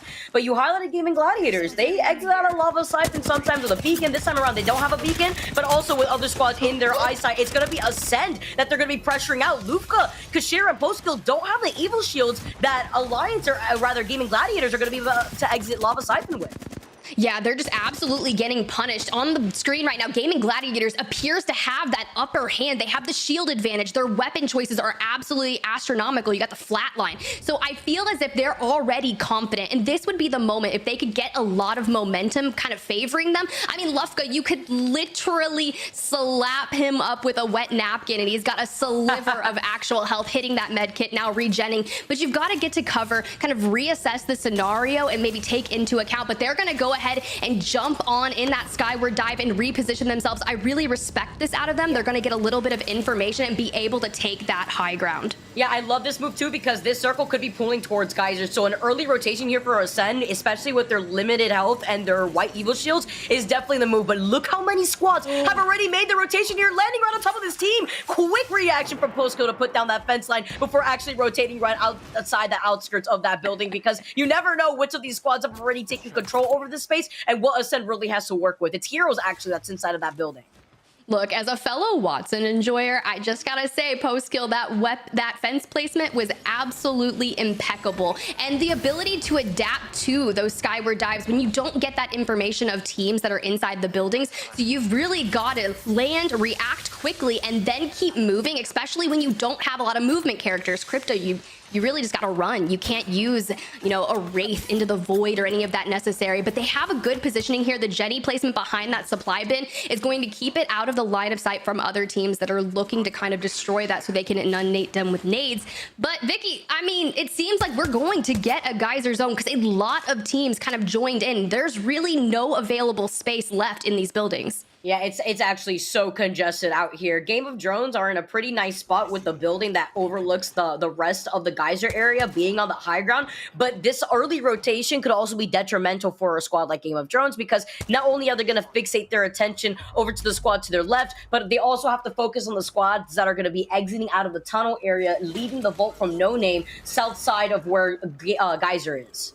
That's a brilliant point, and I think that's a great thing to focus on. Yes, their backs are clear now, but if you're going to set yourself in a god tier positioning moment early on in game, you have to be able to go ahead and withstand all of the pressure from the teams that are looking to seat you out of that. And currently all squads left in this, and Game of Drones right now really turning their attention to Ascend. And since they were kind of forced to Valkylt and go for positioning, you can see they don't really have the resources available to them. No shields available to them. I mean, I say that, 2 shield cells, 1 bat. I don't see any meds for Lufka, so this is not the ideal scenario. And if Game of Drones is going to keep inundating with that EMP, I mean, what do you do at this point, Vicky? Yeah, you're gonna have to unfortunately take that damage and then work with limited health as well. I mean, the only other option would be post kill and his ult, but then that's what you're gonna have to use that ult for basically, is just to replenish those shields. So Game of Drones, on the other hand, are just gonna be able to boost up their own evil shields, specifically looking at Jules with that EMP. So we absolutely take those if you're Game of Drones, and we take the space over in this building side too. I'm wondering how the other squads that take their time to rotate and play more of the edge of the circle are doing. Thinking specifically of Vex to land in staging, Alliance that land over in Thermal Station. I know Ember is going to be rotating through the big mod area, as well as Corpa exiting out and rotating from the south side of the map through Lava City. So there's still a lot of squads that haven't made their way through the safe choke points south of Geyser, around to the side of Lava Siphon. So it's going to be a lot of action on the outside of the circle too. Yeah, and that's where we saw a lot of those teams going out early on, with Vexed Gaming falling first in map number 2. But hear me out, Vicky. I kind of want to see Ascend fully int on Game of Drones. I know that sounds crazy, but I feel like if you're already running low on resources, why not chow for that God spot early? Because you mentioned it, yeah, they've got the Interceptor Pylon available to them, but that only heals up 250 shields throughout that team. That is gonna, and once that's used up, they're gonna have to wait for another ultimate to be able to kind of utilize that for shields as well. But Na'Vi getting down here in the tunnel, trying to make their way over to Geyser. Yeah, Na'Vi getting involved, 3 Muppets playing on the inside of this tunnel, and with their composition, it's even great for them because they get to use the Watson fences to make sure that they can negate any sort of space from other squads that want to push in here. Maybe squads that are rocking the Crypto are going to be able to EMP to be able to close in that gap, but 3 Muppets with the Seer and the Heartbeat Sensor will also be able to have the information necessary to see which of these squads are trying to push into the tunnel. Yeah, I just feel like it's one of those moments where they need to play it a little slowly. I mean, you're going to have to watch your back as well, because you do have some teams that land on the upper side of the map that are going to be making their way in. And I like that they're leaving Dazo out here just to really watch for any kind of rotations, because you can actually get pinched inside those tunnels, and it is not a fun fight in any way, shape, or form. My only concern here for this placement of Na'Vi is once that circle closes in, and we know that the circle will probably pull more to the south towards Geyser, where do they go from here? They know that there's a squad already right behind them. They're hearing the shots. They probably have already seen the fence lines, and they don't have a seer, so they don't have the direct information that having that scan character provides, other than the fact of Dazo taking a skyward dive and them utilizing the Valkyrie passive to get any information of the squads that aren't inside some of these buildings.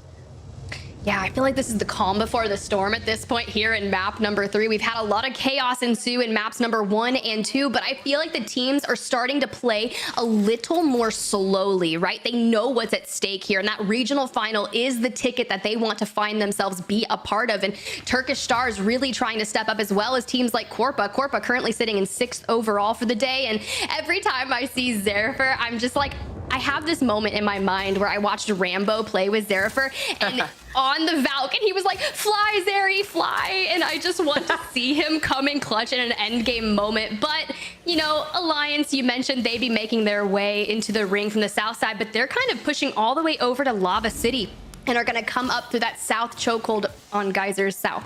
I'm concerned here, though. They have information probably that there's a squad right by them if they're taking their time to rotate on the outskirts of this circle. We highlighted some squads that were rotating on the outskirts of Big Mod, and Corpa is actually in one of these buildings over in Lava City, fighting another team. This could be Vex if they decided to take a southern rotate if they didn't come across Alliance yet. And Corpa getting involved in this fight could also be a green light for Alliance to actually third-party this team. Yeah, but with Tyler already going down to Tricks, you got a Lucky going with the trade back. Now Zeri, last man standing in a 1v2 scenario, but Vexed Gaming looking to clean this up. They're going to go ahead and Thirst 1. They have an available shield swap to them, and they've got this reset going. Not necessarily putting an end. My question is, are they going to allow that last player of the other team to kind of make their getaway? But Zeri flying in hungry, and unfortunately going to be met with the demise of Unlucky, finishing them out. And this is what Vexed Gaming needs. Currently sitting in 11th place today, and I believe 6th overall coming into this, looking to really solidify themselves as a major player. And we talk about the regional final being match point. Vexed Gaming is going to struggle with that, Vicky. Yeah, remember the last game that we saw them in, they were the first squad to go down in the entire lobby at the hands of Alliance. So coming out on top with some KP to their name, the circle's closing in, so they have to start making their next move. But at least they'll have some great loot to work with after coming out on top of that fight. They got the red Evo shield to work with. And now as we tune into E6, they're overlooking a lot of the action happening on the high ground of Geyser. They're exiting out of Lava Siphon, and they're making sure that their backs are going to be cleared as Horizon, the squad that is in E6's line of sight, is finding themselves in a bit of a scruffle with the squad that's underneath them. Ooh, but the Mastiff going in. I wish my Mastiff hit like that, and Forge is going to be eliminated. Can they stabilize here before another team decides to jump into this? Still 18 squads remaining, and I feel like we're just getting started into this game, because I feel like if we're getting this Geyser zone, I'd be really curious to see which teams maybe have had some beacon advantage to them to kind of nestle themselves on the proper side of this zone, because we know a lot of Ooh, Mimu, a little hardcore parkour for the urban reset. Oh no, oh no, wait, he's in their line of sight. You can see the Crypto Joe peeking at them saying, no, no, no, you can't be a little tricky here. And Urban's stuck literally between the rock. Oh, that's so unfortunate. He couldn't back away, and he only had a white knockdown shield, so they immediately delete that, and they clean up that last player, or rather that first player here on Horizon. Hopefully they could get that banner, and they could get him into a beacon, so that way they could get that res. But this is information for E6 that had the line of sight of this squad in the middle of that fight to actually know that they're playing at a number disadvantage on the outskirts of Geyser. Look, that looked like it was going to be a successful reset for them, but unfortunately, when you have the positioning of this house that E6 has, they can overlook and completely punish every single team that finds themselves just outside their building.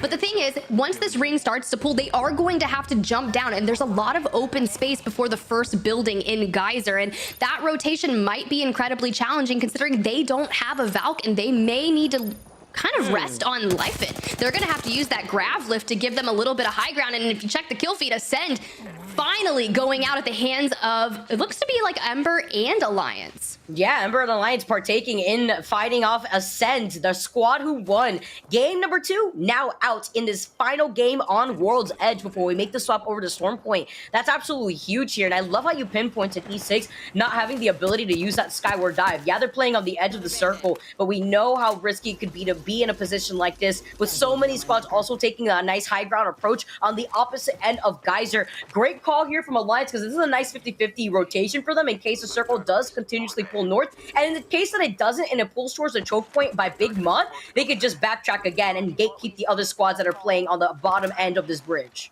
Yeah, one of the storylines that we had from the last match day on EMEA was the edge zones. They were having a lot of trouble getting into those final rotations and not having a lot of success. So teams like Vexed Gaming, Ember, Alliance, the question is, yes, you want to gatekeep and find eliminations throughout this, but you need to turn your tides to playing forward and getting into a good positioning in the zone. Teams like Turkish Stars and Pioneers still trying to find their way into Geyser, and even Ember still hanging out over on Big Mod. The question is, they have to get through that chokehold. This rotation will not be easy. Absolutely not. And Vex Gaming just came out of that fight against Corpa inside of Lava City, so Ember knew that there was going to be a squad that had to rotate from the south side, but they're in the line of sight of the other squads that are holding the choke point by the train track, so they have to be careful while trying to negate the damage from Vex underneath them. There's also Alliance not only looking in front of them, but looking behind them too to make sure that they can put in that extra pressure. Vex Gaming down from Lucky though, has to back away. Tyler with the quick shield swap, but it's not fully up to par. Oh, this is not where you want to be. Down a member of your team, and Tyler with little life available to them, looking for another shield swap. Matafe gonna have to take a lot of that pressure away from his teammates and step up in that IGL role. It seems lots of trades coming in and out, but the question is, they are going to have to move, and there's not a lot of ring available left into this Big Mod scenario. They are able to get the reset onto Unlucky, but they're gonna full send onto the team right now, utilizing that grav lift. Unlucky finding a good LOS on that member, and that's gonna be all they wrote for Team Ember. Love the fact that they were able to split that focus onto the last member of Ember. All the KP matters here for Vex Gaming. They got 6 KP to their name as a full squad, and even with limited health, they're going to be able to fully reset while making sure that no other squad is to their back here in Big Mud. Again, they have the Seer, so they were able to also look to see if any third party were making their way into trying to contest that fight, and Vex Gaming have at least a little room to breathe here, as well as some of those shield swaps that they were working with. While they have that little room to breathe and go on their merry way into the next zone, Vicky, can we chat about what this zone looks like? At least 50% of it is on a cliffside. There is only one chokehold aside that's going to get you into that ring. Meanwhile, the Pioneers struggling. Nasky, the IGL already down. Max Strafey trying to get up there and put some damage down, but forced to drop down and heal again. The question is, can they get their res off, or will they get fully inted on? And it seems like they may be in trouble here. Yeah, I believe that's Turkish Stars, aside from E6 that have the high ground. They're trying to fight off against Alliance currently right now. E6 are fighting 2 squads at once. Let's jump into a listen-in with E6 to see how they're going to play this. Is there any light? No, come to me. Go run. We need to go run now. Yeah, I'm coming. We need to fight in front of us. We still have Ryzen ult or no? Yes. Nice. I've not got dog though. Come on the left. I think the team house leave. Come. Okay, I'm gonna scan. Give me come. Kill that. Play here on me, between. I followed my P. Play on me, follow me. Yeah, follow my past. I think it's a team bottom here. I've got scanning 5. I'm gonna set up an EMP. Careful, they might swing. The boy the drone. There's no Watching the P. We're back. gonna have to run it. Careful above. I need that. We fine. We're gonna have to run that box. Ready? Yeah. Back the run. I need for you on the left. Kill me now. One. Nice, take that spot. We're fine. Watch our back. Move visit after. There's a rampart on the Yeah, right. just watch our back. Yeah, Watch our back. you're fine. Above us, I think. Above us. See ya. The jump on us. First him. Get the clean. Kill. Good. They're fighting here. Yeah, just ready. I'm dead. That's right. Fuck that zone, man.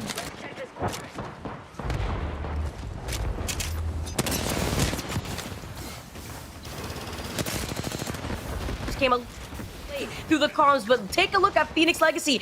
I believe that's a rampart on the other side. Chaos is literally going out in every direction here on Geyser, with even Sheila coming out from the rampart.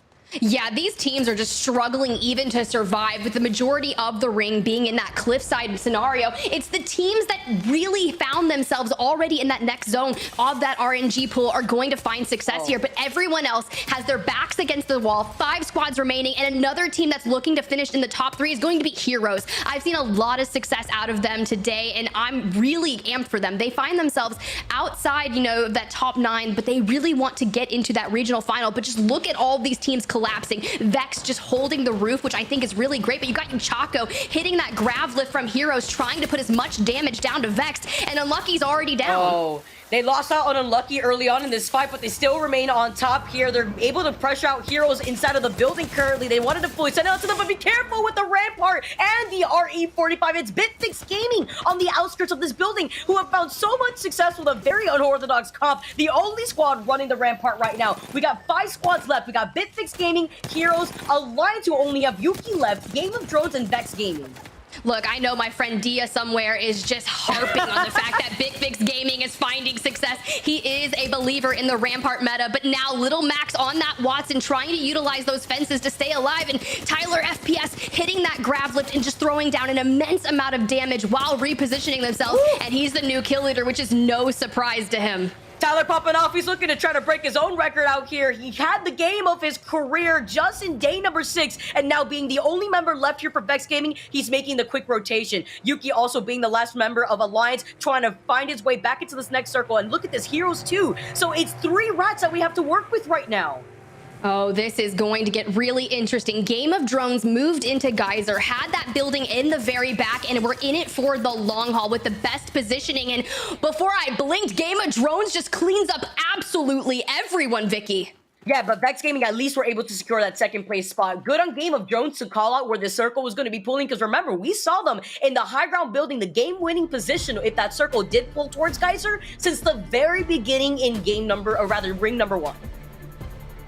I mean, they were in it for the long haul. You definitely mentioned it, and welcome back, Rain Day. Be curious to hear your thoughts on Game of Drones, just setting up shop inside of Geyser early on and just going the distance. Oh, it was Game of Drones who won the game. But to me, did you catch what Tyler FPS did on that gravity lift? Just flew up, committed, taking the storm damage. I would have been freaking out at that point, just with the ring already moving in. But hits the headshot over the shield, then slides in and finishes off Little Max, I believe that's who it was, playing on a Rampart. That was just a great showcase of what Vex Gaming has, and you had mentioned them earlier, and we've highlighted that team across the board. But yeah, I mean, I love the way that we saw this, Vicky. It was definitely a contested one, but we ended up having a lot of teams struggle in terms of keeping their entire composition at the end. Alliance, Vex playing as solo, so it ended up being just a game of attrition, and Game of Drones won that.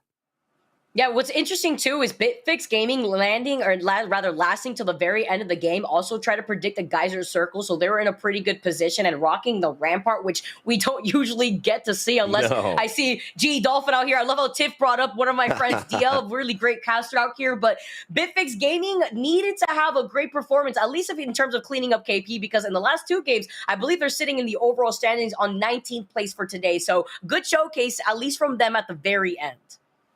I mean, RE45, already good. Add some Rampart walls and get the damage amp on that. I mean, Tiff, maybe there is something to this pick. I mean, look, if you can utilize those walls properly and be able to navigate them, and you've got an RE45 and some amazing aim, I mean, what can you say? Look, I don't want to be on the other side of it. Anytime I see or hear a Rampart, I'm getting out of Dodge. Like, I don't want to see a Sheila come anywhere near me. And it's very rare that we have Rampart in the ALGS team composition. So anytime we get to see it, it's kind of fun for me sitting here on the desk watching it happen, not being in it. Yeah, exactly. It's not fun to go against, always fun to play. And, you know, that's the way Rampart tends to go. I don't know if it's going to catch on, but I like that we're seeing it in EMEA. And EMEA typically gives us some new picks. It's been North America lately that's been innovating more than EMEA, in my opinion. But EMEA now giving us the Rampart, a nice showcase in a final circle. Almost had it done, except for the heroics of Tyler FPS. Game of Drones, you mentioned coming in, in 19th place, also getting the win here. We have to highlight the fact that they got it done. And this is another team that on the bubble, people were asking in the chat throughout the show, how does this work? What are they really fighting for? That top 20 is basically the opportunity for you to get into that regional final, to have a chance to win one day and one match point situation and make it to land, no matter how you are, and obviously not have to go through relegation. So it's a big moment for Game of Drones to pull that out. Yeah, but before this game, I believe they were sitting in 10th place in the overall standing, so now they're just going to skyrocket here to sit alongside Ascend, who also fell actually relatively early, IG. Game of Drones winning that, though, is great news for them because this is a team in the overall standings for the EMEA region is sitting in 19th. So you mentioned Landon. It's very possible if they continue on this domination going into Storm Point in map number 4. Yeah, they might get a chance, Tiff. And, game 1, it started off, kind of a lot of teams having their hand at it. KCP did pretty well here. They got the majority of their points in game 1. Yeah, I mean, their positioning in game number 1 was just absolutely textbook. And you think about it this way, you're led up by Nasky, that IGL, who is so well versed in zone knowledge and rotations and just getting to learn. He's really played with a lot of different peoples. We think about it like when we saw him at LAN and ALGS Champs. They played with Rambo that subbed in then as GMT Esports, and just getting to witness how he has the ability to adapt to the people that he's working with. And now that this team is so well versed and comfortable with each other, it's just really great to see what they are able to accomplish. And sure, they might not have had their best game there in map number 3, but I know they're going to come back. I want to take a look at this because, again, I'm going to go right back to you, Tiff. Game of Drones, they won, but Tyler FPS and some of those solo kills, some of that placement that he was able to get, each kill that he got gave him an extra placement point. Look at the total that gives Vex Gaming, our number 1 overall in terms of points getters here in game number, I believe, 3. Yeah, game number 3 indeed. But the thing about them is Vex Gaming, I feel like when they're on, they are just absolutely on. There is nothing stopping them. If they get just a whiff of blood in the water, they will just descend upon it and take out everyone in their path. Their micro fighting, their 3v3 is just absolutely insanity. So it's no shock that they've got 14 eliminations. But you jump down, we talk about Bitfix Gaming making it into the top 5 and picking up 10 eliminations along the way. That just goes to show you their positioning within Geyser POI. While all of those teams were coming in from the left side and the south, they really held their own. And you see teams like Pioneers, LFO Forever, 3 Muppets, Ember, not really having some success here, Vicky. Yeah, also looking at Ascent, who are winners from game number 2, fell very early in this game number 3 on the last game that we were going to have on World's Edge, which I keep highlighting because Ascent is one of those squads that have a nice performance on Stormpoint. I believe that's actually where they won most of their games, but also do top 3, top 4 on World's Edge. So not having the same success here on this game. And KCP, another squad that I'm surprised to see, and a squad that I am sad to see still on the second page, has to be Navi. Well, obviously, a lot of teams have to perform here. Let's take a look at how it's been after 3 on World's Edge. IG International just edging out Element 6 here with 1 point to stay in top. Vex Gaming, after their heroics last game, 23 points they added to the 6. It puts them in 3rd place, tied with Game of Drones, who ended up winning. Ascend right there as well. And Heroes with 27. This is actually one of the closest games, Vicky, I think we've seen so far in terms of our top 6. Yeah, absolutely agree on that too. I'm also very nice to see Vex skyrocket in the overall standings right now, because before that game, even though they didn't take that dub, because of the fact that Tyler popped off once again with his heavy KP game, they were sitting in 13th in the overall standing for today before that last game, and now they're sitting in 3rd place. So they literally went up from 13th all the way to 3rd, so they went up by 10 spots. Well, in terms of individual performance, always got to shout that out as well. After the half, it's Slayers, Element 6. Who is leading with 10. JMW on the side of IG, following up with 8, as well as Torge with 8 as well. Lufka and Wrath and Tyler FPS joining right here in the bottom 6. But I just look at it here. You see all 3 members of Vexed in the top 10 kills. I think that kind of sums up how they're playing today.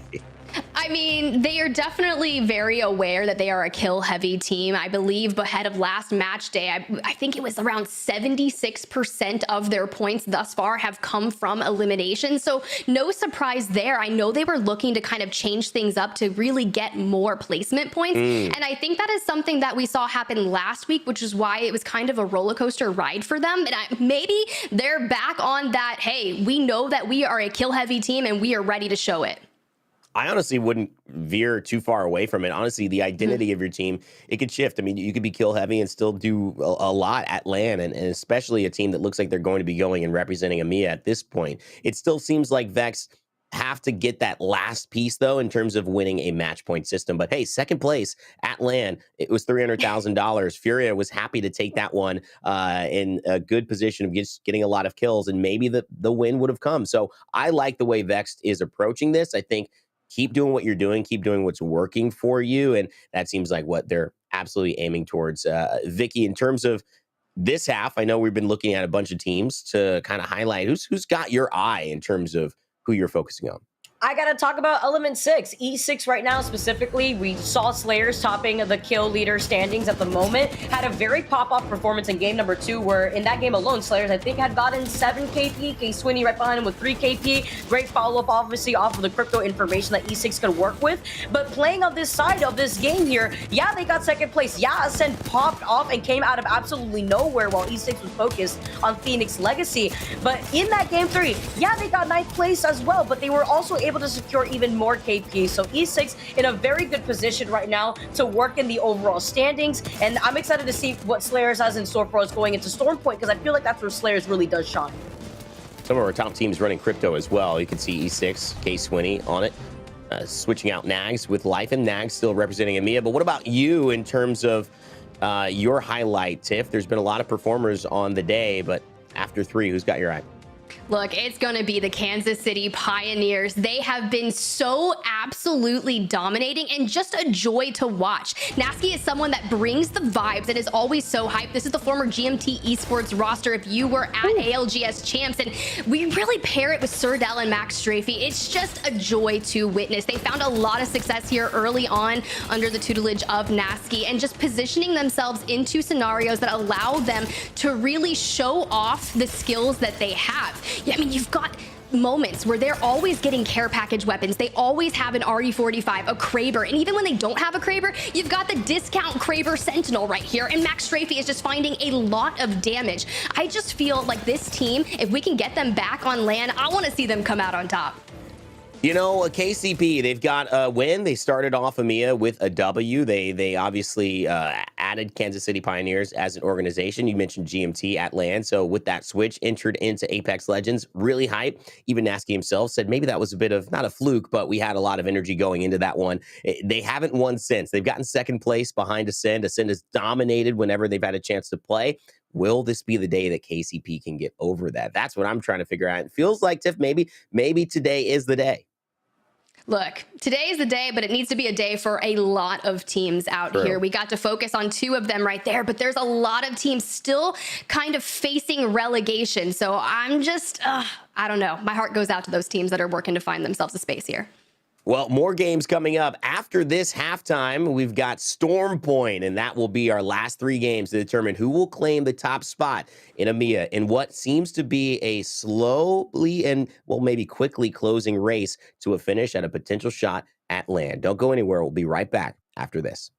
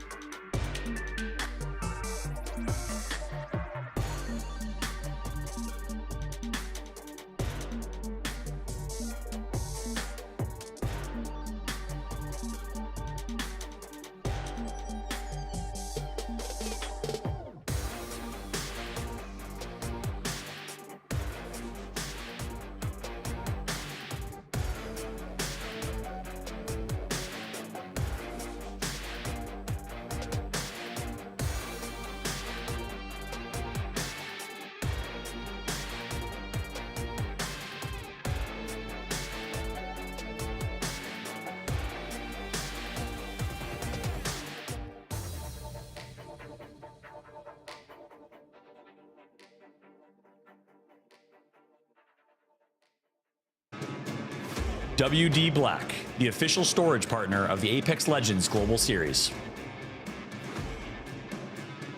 WD Black, what's in your pack? We saw the car get featured earlier today. It certainly played a big role in some of our late game team fights. Tiff, Rain Day here with you alongside, of course, Spider Tiff, who's joining this year in the ALGS. It's been amazing to see your expertise and casting here. It's great to finally have a game to cast with you as well. So we're excited for so many things. Also, the second half of this lobby today, Storm Point, a new map, new changes. Talk me through, what are you expecting here in the shift of this lobby, if any, heading into our back 3?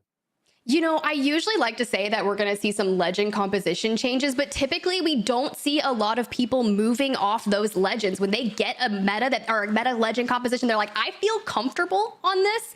They don't usually deviate from that. But I mean, the play style of Stormpoint is, you know, typically different from what we see of World's Edge. World's Edge, that ever familiar face that you're so used to. It's been in competitive for so long, and these POIs on Stormpoint so distanced from one another. So they're going to have a lot of open areas. So maybe more teams are going to be picking up those G7 scouts, some charge rifles, really able to punish people on those mid-game rotations.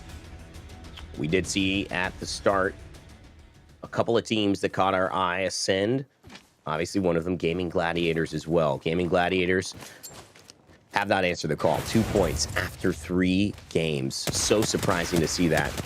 Game of Drones, certainly a team that has performed really nicely, Tiff. They won last game as well, and with 20 squads now landing in, getting into a little bit of a skirmish, not with too dangerous of a foe though, just taking down some spiders, getting a little loot. That grenade, about the best grenade you could throw in Apex Legends for the value, and obviously feeling confident after that win. What does that do for a team like Game of Drones? You know, and obviously they weren't taking on full squads, but you know, that's got to make this transition even to a new map feel pretty comfortable for them.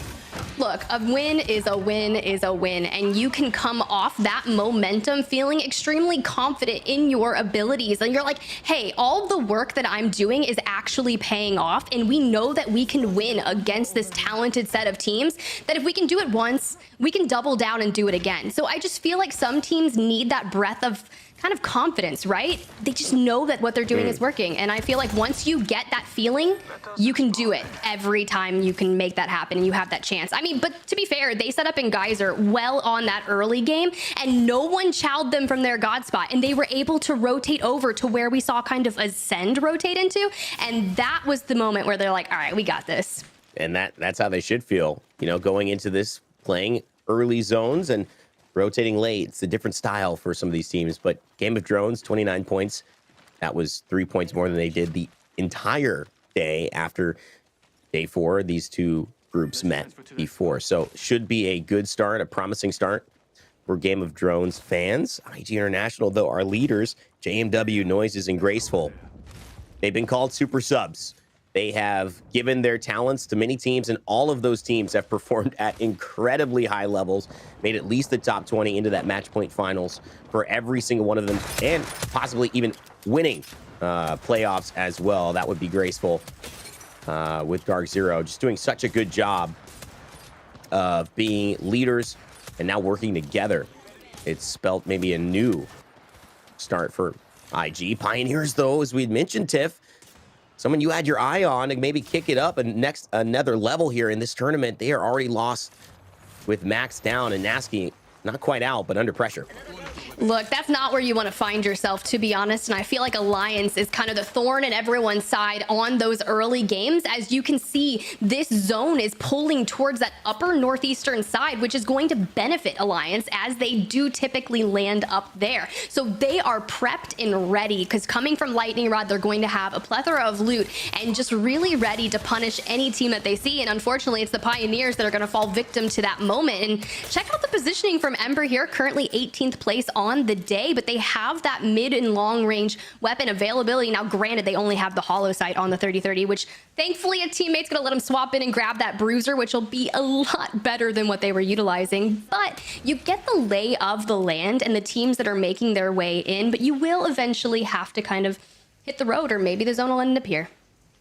Very interesting when we see a lightning rod circle in Storm Point. It's just not always the case. In fact, I was saying the other day, it's kind of like 1 in 30 when you see that lightning rod finish. And the thing is, you know it's not going to end there if you land there, so you kind of take that for granted. But if it does end there, you almost guarantee yourself a top 3 finish, because it is so hard to get to lightning rod late. And the teams who are there have such an advantage, not just in terms of getting around the whole map, which is the biggest map in Apex Legends competitive Storm Point, but it's the high ground and the verticality of being able to hold that area. And so not a Spinseer kind of there.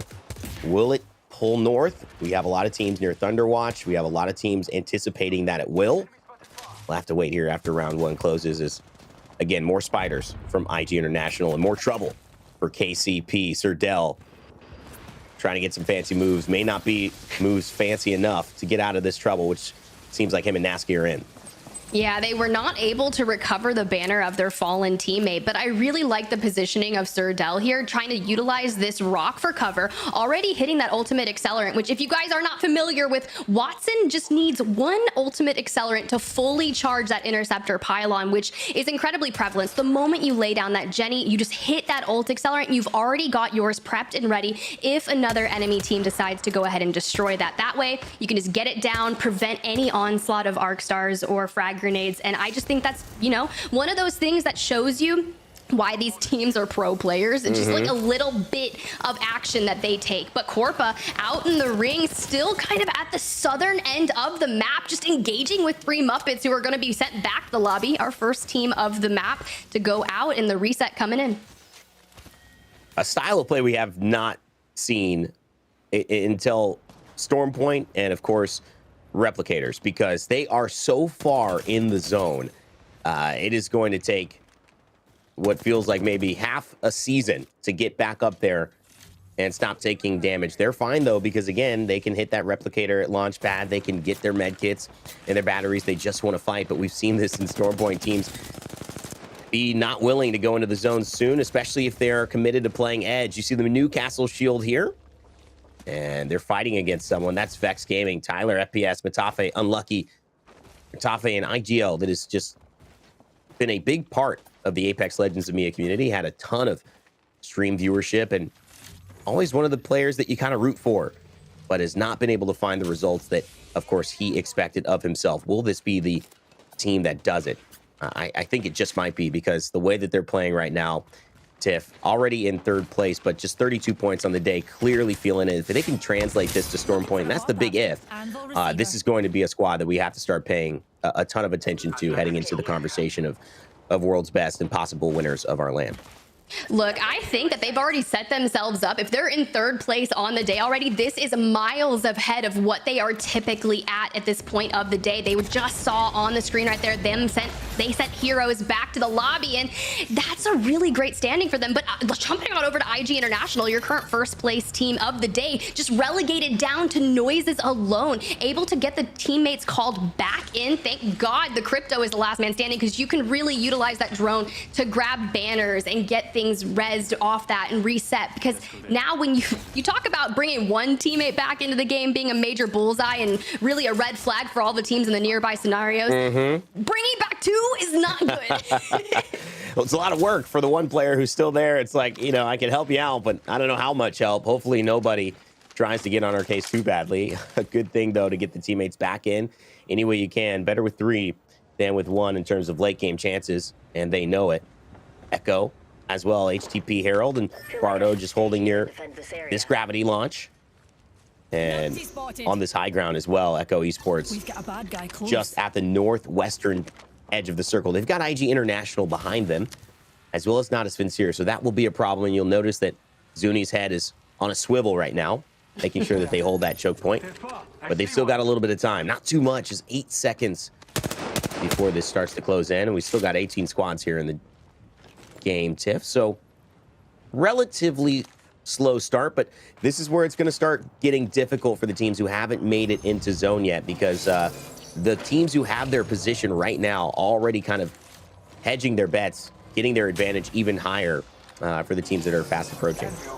Yeah, this is going to be really interesting. I love the positioning here from Element 6 atop Thunderwatch, and you can see in your upper left-hand side of the screen where that zone is going. And I want to give a shout out to Alliance. They land Lightning Rod, and they typically make their rotation south to that armory on kind of that lower right-hand side. Yeah. And they'll go in there, get all the smart loot, and you can see they're just holding that IMC armory and the buildings surrounding that for their cover, and just really making sure that no one's on their backside. And I feel like that's going to give them a lot of advantage for a zone like this. But you've got IG International, they just reset, still trying to push in. Echo Esports, you mentioned it, Zuni has their head on a swivel, waiting to make sure that any teams coming in from that northern side are not going to be able to get past them. And they're also sitting on a beacon, so they're going to have that information available to them. But first, you're going to have to get through Element 6 atop Thunderwatch.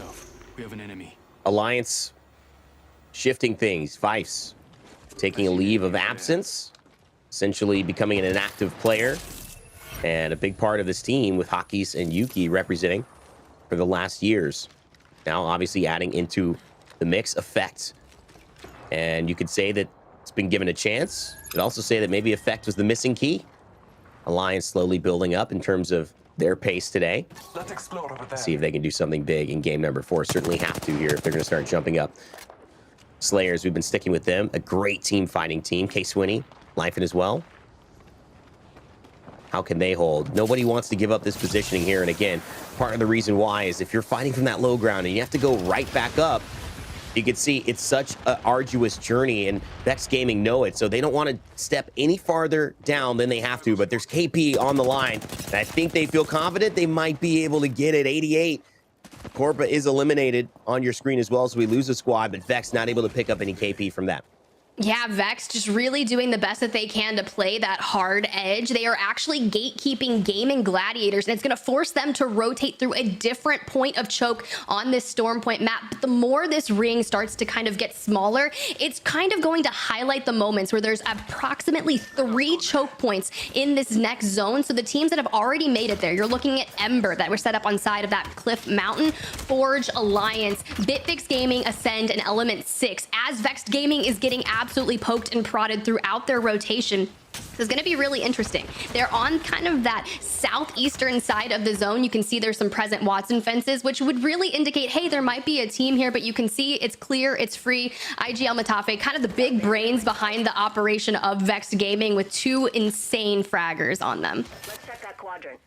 Echo Esports in a skirmish up north, as well as IG International and Ascend fighting for control of Thunderwatch. It's interesting. We've got maybe 9-10 teams outside of the zone here of our 16 still alive. Sitting pretty. Alliance, as you mentioned, maybe in the best spot. No one to their back. Clearly have a building in that armory that you had discussed on the southeast side of when you compare the circle and where it is. Vex trying to take a roundabout approach. This could work. It's risky, and you got to get it right, and I think they are going to get it right. They'll be able to land just slightly out of bounds, get a gravity lift to get back in. So a great play. Takes experience to know how to do that one. But they are still in zone, and Alliance is in front of them. So I know we just switched away from that, but we have to also make sure we keep track of it, because Vex are literally walking into Alliance right now, and I'm not sure Alliance knows it. Maybe they do.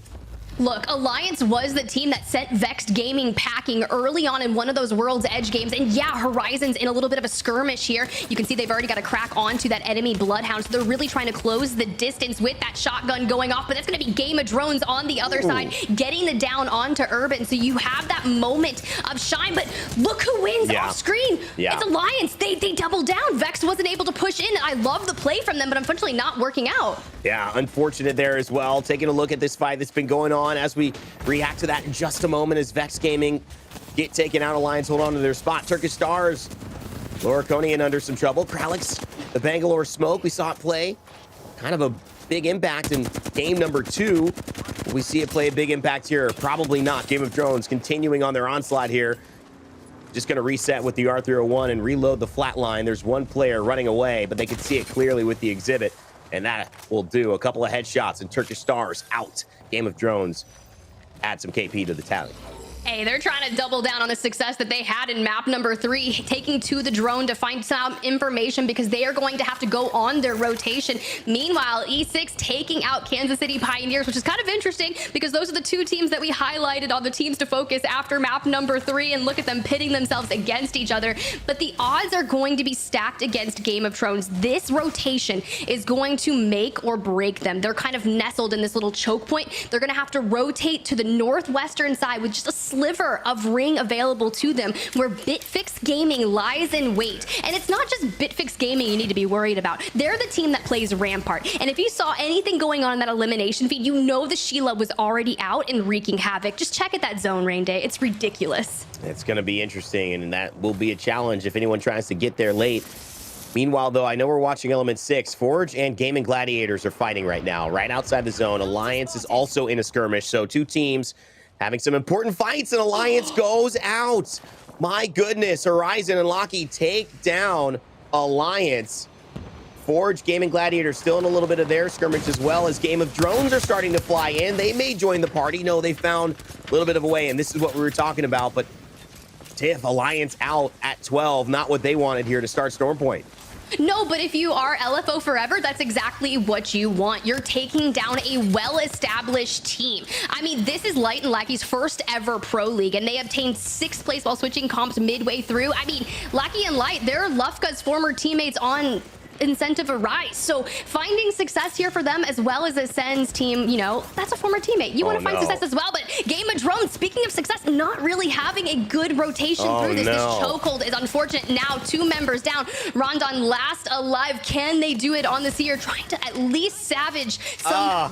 Oh, you hate to see it, Rain Day. You hate to see it. Just too unfortunate there. Phoenix actually ends up taking him out, and this is a player who knows how to compete at the highest of high levels. I've casted him win world championships in other esports. Can he do it here? No, he's going to get a kill but it's not going to be the survival that he wanted. It's going to be Gaming Gladiators who come out on top with that and 6 kills themselves. 8 points so far today to add to make a 12 total, but it will end there as a send. Helps find kills on the E6 and Ember come down from the high ground and eliminate Gaming Gladiators. All of these squads just fallen in the last moments. We've gone from 12 to 6 in a matter of seconds. Yeah, Phoenix Legacy, the last team to go out as well. Looks like Babbitt might have just touched the ring a little bit too long and fell, so gonna get the res back onto them, but unfortunately, a spray bullet is going to hit them as well. Now Young Hong Kong last alive, you know, just trying to get a clear little reset with just a smidge of a tree. The smallest tree I have ever seen in my entire life, and now the blood is in the water. Is this IG International looking to full send upon Ember and find some well-needed KP? It is JMW, Noises and Graceful, just sharks in the water. Finding downs on 2. There's only 1 left standing, and that's all they wrote for Ember. Well, sometimes we have an opportunity to do this. I want to take advantage of it. We get to maybe see a winning moment here from IG International. They're number 1 in the overall standings. Can they put it together? So let's go in with a listen in and find out. 2 more seconds of looting. Literally 2 more seconds. Grab nades and we go. Yes. You ready? Let's go. Let's go. Let's go. Back to me. Back we go. Back we go. Careful, there's a team out of spot. You heard me, yeah? They're playing in the middle. Okay. That's fine. That's this team. Yeah. We're good. Top We have 4, our yeah. spot. On our left, on our left. I got Craven. I got Craven. I got a bat.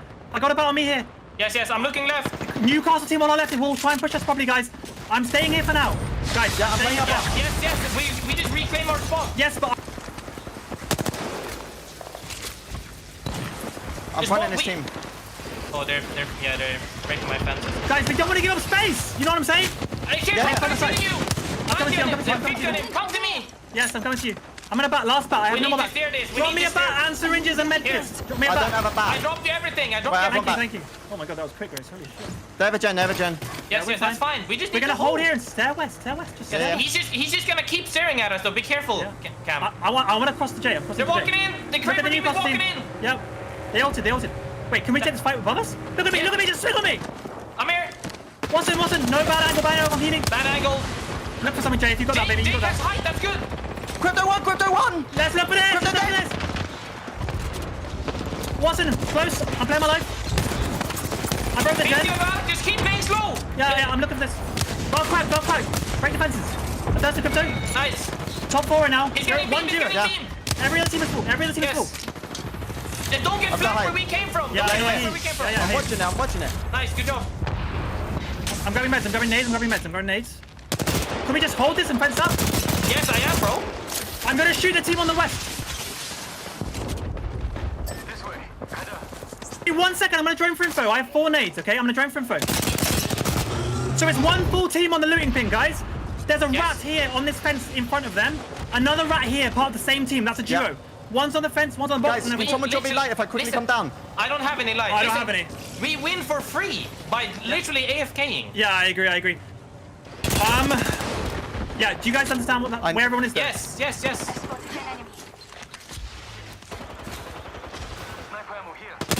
I can't drop you any, man. I'm sorry. I don't have any to drop you. It's okay, how much cells and stuff? We've got bats. I have bats here and cells.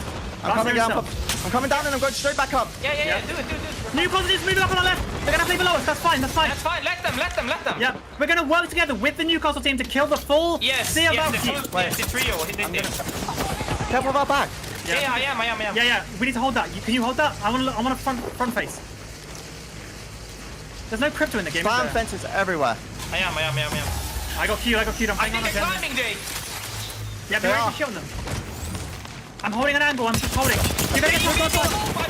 Watch your back. I'm on. You can. Me? On your rock cap. One is still on the boat. Yep, top 3. Back solo. I'm buying. Playing my life. I have EMP still. They're climbing again, I think. Wait, behind us? No, in front of us. I'm gonna EMP to 0. I'm EMP to 0. He's under me. He's under Yes. me. Yeah. I cracked 2 on the left. I cracked them all. Just exist. We're gonna control height. Just exist for now. Good gen. Control high ground and we're gonna drop down late, okay? Don't let.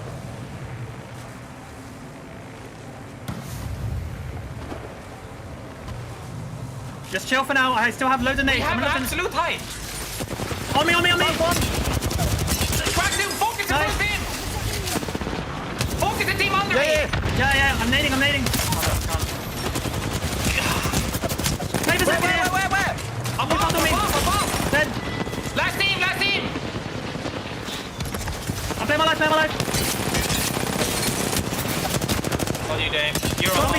1v2. Nice shot, 1v3. Wow. Oh my goodness. Not a sincere take the win. IG International were close, but they did not get the job done. It was a valiant effort and great communication, but it will be not as Vincere who take the W, bringing back Vicky Kitty and Tiff. Tiff, you know, we were just casting that one, but not as Vincere, that maybe the last team I thought who was going to take the win there. Yeah, and I think it's going to be one of those ones that hits home, right? Xron unable, announced they're no longer playing here, and we've got Dazzo that's coming in as a sub on Na'Vi, and I just feel like it's one of those moments where it's like, that was for them, right? You have to have a monumental victory, and my heart goes out, bro. I'm so grateful for them. That was well needed. Vicky, seeing Not a Sincere take the top, they had to go through IG, but they did it. Yeah, and let's also highlight the fact that Na'Vi, they land at high point, so they were the only squad in that end circle that had the advantage from their POI to then rotate from the high ground into that next position to the east side of Thunderwatch. So that was really good patience from Na'Vi to display that and not get ahead of themselves when they saw the two rats in front of them, the duo actually, that was playing right in front of them. Instead of actually just giving up their spot, they took their time while the circle was closing in their backs. And they took the fight, too. They did press IG International, who were up top. And again, can't say enough about them. I had been mentioning and kind of mixed up a couple things. JMW with Dark Zero winning in the Split 2 playoffs when Jen Burton couldn't show up. JMW wins that tournament as a sub. 10th place, though, Cloud9, Zach Mazer. I just did a tournament with Clara. Zach Mazer and Clara got COVID that day. So Gracel subs in for Cloud9. They get 10th place. They win 18 grand there. The super subs, now they're playing together with Noises, who has been the original member of IG International. You can see why they're so good. A great group of guys, but incredibly talented individually. Wherever they go, their success. Expected to see that from there. But yeah, the big story, not a Vincere coming out party here and really claiming the top spot in the lobby, literally claiming the top spot in the lobby as they climbed up to the mountain and pushed IG off. But again, Tiff, too, I had mentioned this, and if you start north in Storm Point and you start near Thunderwatch or near Lightning Rod and it ends there, you have such a significant advantage in terms of the map. I mean, that just goes to show you Na'Vi coming out on top had that advantage. And, you know, IG International, they thought that they were going to have that win. You heard it in the comms. We win this for free. We literally just have to AFK.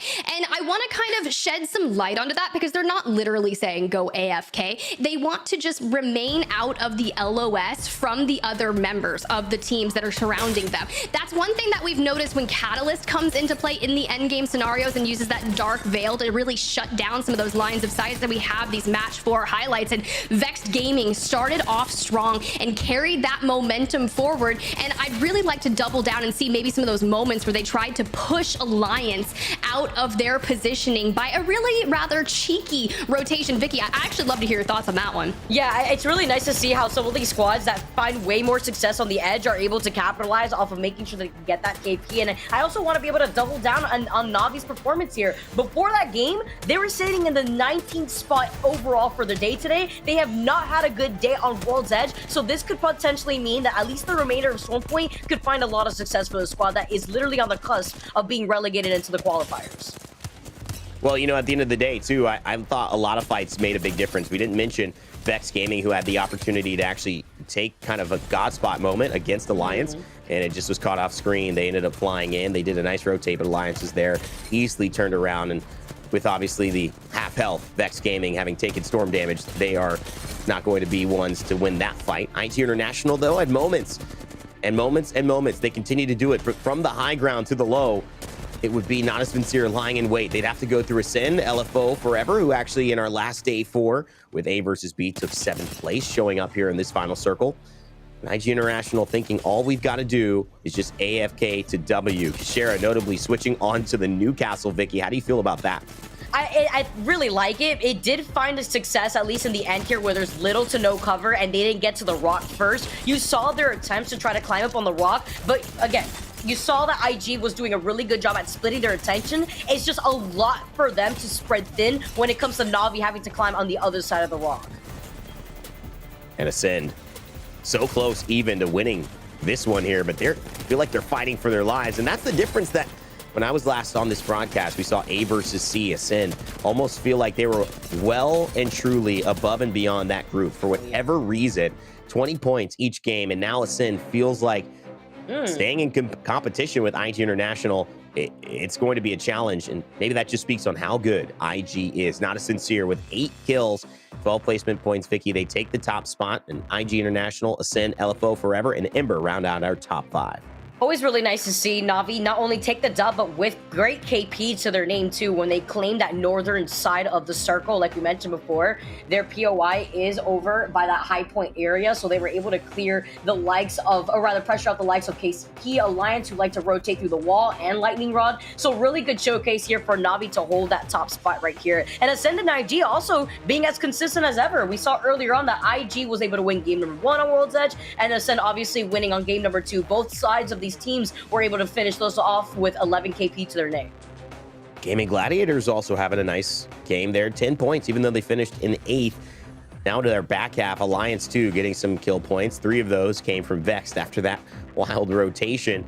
And of course, having a really good spot. You would maybe have expected a little bit more in terms of placement for Alliance, but it didn't really work out for them. KCP also struggling in this one, and Vexed, a team at the top, not getting it done here. And that all leads us to IG International taking the top spot. Vicky, Ascend closely behind though. Yeah, I'm also interested to see what's going on with KCP after they did have a pretty good performance. I believe game number 1, they got 3rd. Game number 2 is where they started kind of falling apart. They believe they got 15th. And since then, I feel like right now, they've kind of been finding themselves on that second half of the overall standing for the day. Element 6, Ascend, IG International round out our top spots, but will they stay there? We've got teams like Phoenix Legacy and Not a Sincere who are hanging on just by a thread of being able to compete in next year's Pro League or even make it to land. With wins here in the next 2 games, they might make their dreams a reality, but they've got to get the job done, and they've somehow got to stop IG and Ascend from dominating so much. All of that and more coming up in Game 5s and 6 on Storm Point after the break.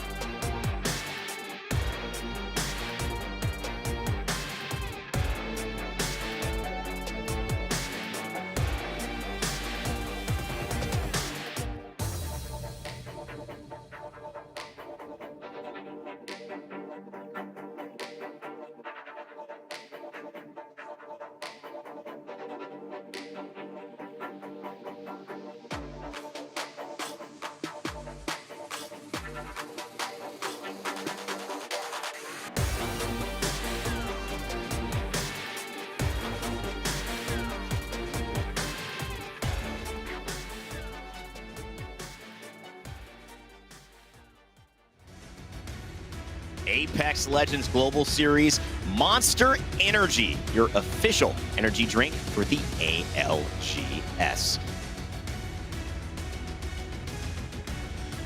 Well, we would see a very historic day in EMEA here if Ascend could somehow top the groups yet again. It would make their 3rd win overall in 7 days of total play around EMEA, putting them in a category that no one else has been in terms of all of the regions. But IG International are the teams that they've got to beat right now. Let's bring back, obviously, Vicky and Tiff and kind of get talking about this now. Setting up into Game 5, we've got a lot of question marks here. On the top end, though, can Ascend do it? Get the three-peat, not the three-peat, but the trifecta in terms of wins on the day.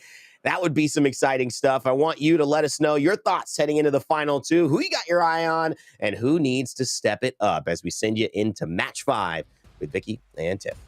Thank you so much, Rain. I got my eyes on the likes of Ascend, IG. I loved hearing those comms at the very end of the game from IG. You could hear them scrambling around, trying to look in both directions, preventing Ascend from trying to climb up on them. It would be quite impressive if Ascend could take another game, because at the moment, we've had different winners throughout all the other games that we've seen so far today, Tiv. Yeah, I think for me, I'm going to go with the likes of Heroes. Like, I'm really interested by this roster, and they're a name that we really haven't gotten a lot of here in the EMEA region. You know, they just recently, I believe Heroes grabbed the roster of someone within just a month before Pro League started, a couple French men there, and they just have really good vibes about them, and I'm excited to see kind of what they have to do. We've seen them in a couple end games here thus far, but when Rain Day said match number 5, that's what we're really on. This day is flying by, and there's just been so much action and no shortage of it. And hey, speaking of it, we highlighted the car and that what's in your pack earlier today, and it looks like Rugby says that is exactly what I want in my pack. Yeah, rocking the double heavy at the moment, just for right now. Let's see if he wants to still stick to that ammunition, that a priority on the car right here too, as we tune into Navi, who once again still landing high put. And they like to drop and split up just a little bit, so that way that one straggler of Navi gets to scan that beacon to the left side of high point and make their next move. They also have the ability to take that jump tower in case they want to start rotating out of here just as quickly and get some of that information if they have that Valkyrie passive online here.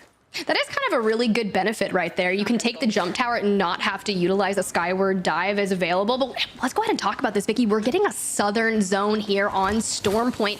It looks to be potentially maybe Antenna or Gale Station, and Heroes lands Shipfall, so they're going to find a lot of benefit from that. But we saw Corpa, 3 Muppets, a lot of teams that were fighting on that southern edge of the zone in map number 4, so we like to see that happen for them as well. And Turkish Stars looking to fire down the likes of, I believe that's LFO Forever, because Horizon going to get downed as well. There's no real need to kind of close this distance, maybe use some long range weapon, but that R301, those shots are perfection. It looks like Ascend's also in the nearby vicinity.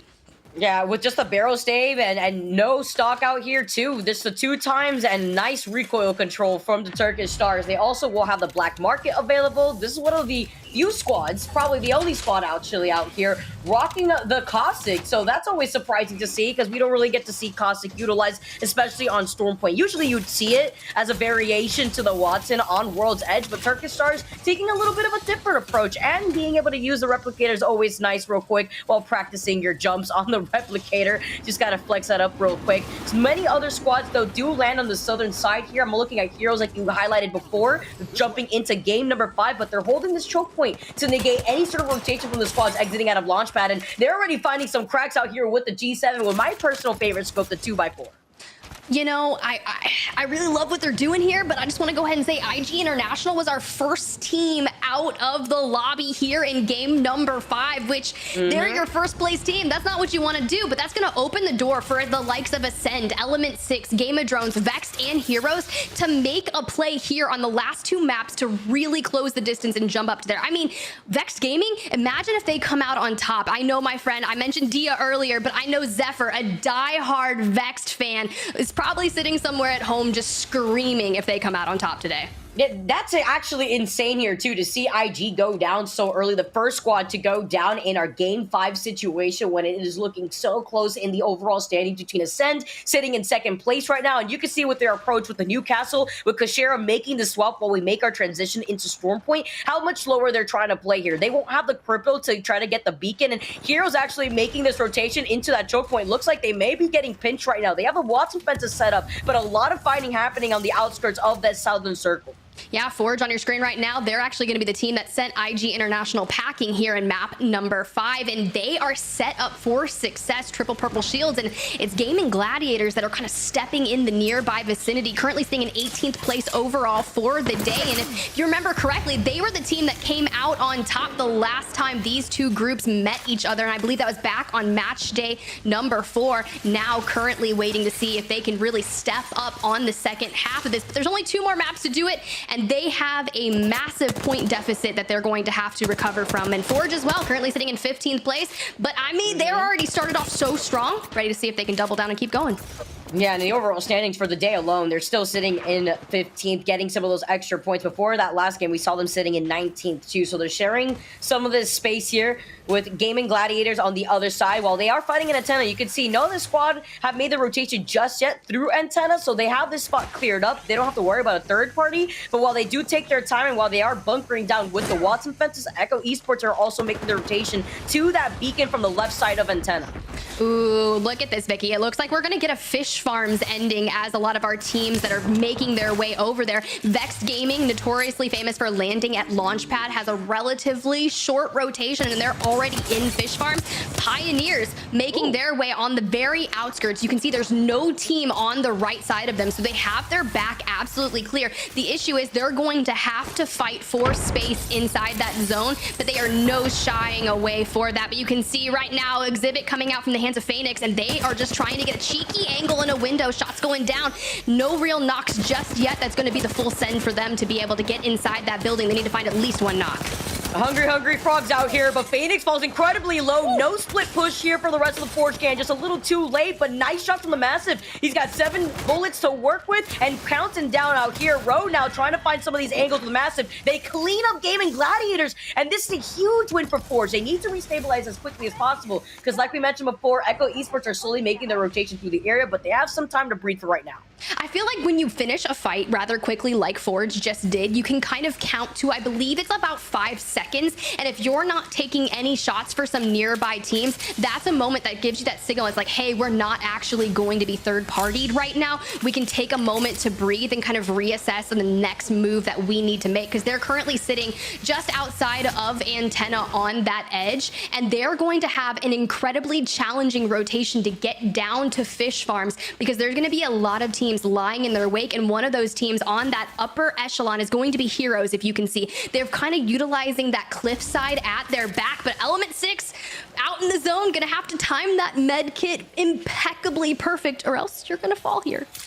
Yeah, that and the fact that they are so far away from where this next circle is going to be pulling, when we have, what, 9 to 10 squads, as you can see right now in Fish Farms, already taking control over the space where there's already little to no cover once you're stuck in the water between those buildings in Fish Farms. So it's going to be very detrimental for the squads that do take their time to rotate in here. And something to note is that E6 are actually one of the squads that are Valkyrie lists. They don't have the Skyward Dive that they could take full advantage of. So they need to start walking. It's going to basically be a marathon for this squad. Wondering if they're going to also be able to prioritize getting the beacon that we saw Echo Esports take control of to the side of Antenna, and they'll be able to have the information of that next circle, but it's just a matter of getting into that following circle that's going to be difficult for them.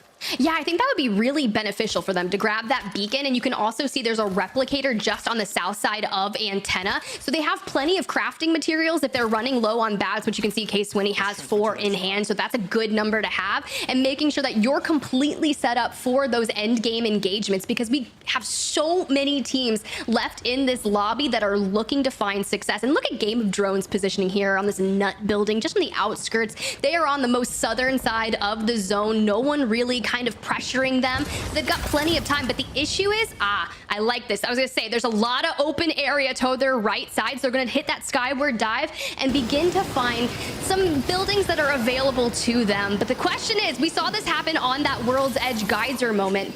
When you are in that Valkyrie, you do not get to see who is in what building. It is a rather moment where it's like you're going in blind and you're going to have to react accordingly. So if you find a free building in zone already, that, like they just did, this is beautiful. I'm actually so surprised that this building is freely available with the beacon being so close and so many crypto squads in the area. We know that there's so much open space around this building too. So Game of Drones, counting their blessings out here. Gotta love to see it here. This is our winners of game number 3, looking to continue on their domination in this lobby. Echo Esports, though, we talked about the rotation around Antenna, now finding themselves getting circle kept by Corpo, who's off the left side of Gale Station. So Echo now forced to rotate through Antenna. I'm expecting them to run into the likes of Forge, maybe even E6 who have taken their time to rotate into that next circle. Ooh, that is not going to be teams that you really want to run into, specifically Element 6 that is absolutely on one here. You can see Slayers inside that Beast of the Hunt, 13 seconds remaining on it, and just using it to call out a lot of information for them. They get a plethora of scans, but that team says, no, we don't want any part of Element 6. We are taking to the sky, and I am out of here. Can you imagine getting griefed by the EMP if you didn't already initiate the startup of the Valkyrie Skyward Dive. Oh my goodness, I'd get so tilted. But they timed it great. They are able to get out of the fray. They're able to get that Skyward Dive and take to the skies. Now wondering where they're going to land. That is the question. You can see your kill feed. Echo still in a lot of trouble despite all that here too. Despite being able to land over in Gale Station after taking a Skyward Dive. Wondering if E6 may want to start making their next move. Because again, just to highlight, they don't have the same luxury that you saw Echo Esports do with the Skyward Dive. They don't have a Valkyrie to their team. No, they're going to have to go through Forge if they go to their north, and that's going to be one of those moments where you don't have a lot of time to react. If you do get in an engagement with Forge and you go to your north side, you have to end that fight incredibly quickly, because if you look, you've got heroes and pioneers that are looking to get into some action, playing that edge of zone, waiting, begging teams to come in from the north side so they can find some action. But you can see, looks like Pioneers might be taking that Valk ultimate to find some space inside of Fish Farms themselves. Will they be as lucky as Game of Drones, or will they have to fight for their spot? Yeah, that Skyward Dive coming in from that squad while they were holding on to the uphill fight of that northern side of the circle. We already know how many squads are in that final circle. We saw how congested it looks like here, with a lot of teams already taking control over these buildings. Now taking a look at where Echo Esports is in right now. We saw them take the Skyward Dive earlier on. They're still rocking 2 blue Evo shields, and there's a squad trying to fight for them in this building. It's going to be Corpa on the south side that was equally trying to contest them on the edge of the circle. Yeah, and it's Trix taking a lot of damage, but it's Zuni, last man standing for Echo Esports, and it looks as if they are going to put them to sleep. Corpa right there, benefiting from the elimination points that were granted to them from Echo Esports, and now the safety in Gale Station that they have available to them. They're going to have a clean reset here, and one thing that I want to note, you've got Clutch on your screen that didn't have to use that black hole, so does have their ultimate available to them for their next engagement when they have to fight in that next zone. And it looks like they may be taking a fight early on, right in the middle of this rotation, because Element 6, who made that southern rotation to avoid Forge, and now are going to be able to fight against Corpa. Wondering how that black hole is going to come into play if they do end up using it. Ascend still inside of this little area in the middle of Fish Farms. Always great to see, but terrible to see for KCP as they lose out on Max Strafey. It's a lot of that pressure as Ascend are trying to maybe fully send it onto the squad that they keep trying to contest for this final circle positioning. Yeah, it's going to be really tough because Ember was able to pick off Nasky after that Skyward Dive, and it looks like they lost another one along the way. So when you've just got one member of KCP left standing, Ascend is basically saying, hey, we just want to clean this moment up, take your spot, and then just disappear. But hey, post-kill's going to fall, so going immediately. At least Kashera on that Newcastle, able to get that reset, but it's going to be Ember that's going to push in and grab the last eliminations away from Pioneers. We're going to be sent back to the lobby, and now Ember full sending onto Ascend. And they back off just in time, too. They know that they're in the line of sight of other squads that are looking at this fight currently. Ember was able to help pressure out KCP, who are out of your lobby right now. But with these Watson fences set up, Ember needs to stay put. They need to be patient, and they are going to see that Ascent has to reset. So unfortunately, they just have to take their L just for in that fight right now and try to reset inside here. But I mean, that's just one of those decisions that we can see will actually prove to be longevity here. We saw it with HEC on the NA region. They disengaged from a fight and focused on their positioning for the end game and went on to win that game. So this could have been one of those moments that pays out tenfold, but Ascend is looking to go through. They're grabbing in some well-needed loot, but they're so close to Ember, and you can just see how congested, you mentioned it, this last zone is going to be 15 squads remaining, and it is going to be an absolute chaotic fest here at Fish Farms. I can't wait to see if this pulls more south tier 2, because we know that Navi is in the northern buildings. We see now with the circle pulling over to the east side that 3 Muppets and Bitfix Gaming called out this circle amazingly. We've actually seen a very similar circle in the NA side of things in just day number 2 or 3. So it's nice to see that we're seeing another similar circle right here where Bitfix Gaming was able to protect that final circle positioning. Well, I'm not gonna lie, Bitfix Gaming and Alliance are sitting absolutely pretty in this next zone, but my question is, with Vexed Gaming holding that northeastern building that's barely into that next zone, when they begin that rotation, there's a lot of open space in between those buildings, and we know that they're a kill-heavy team. My question is, what will that journey look like for them, and will they int on and get their revenge on Alliance, who has taken them out twice thus far in this series?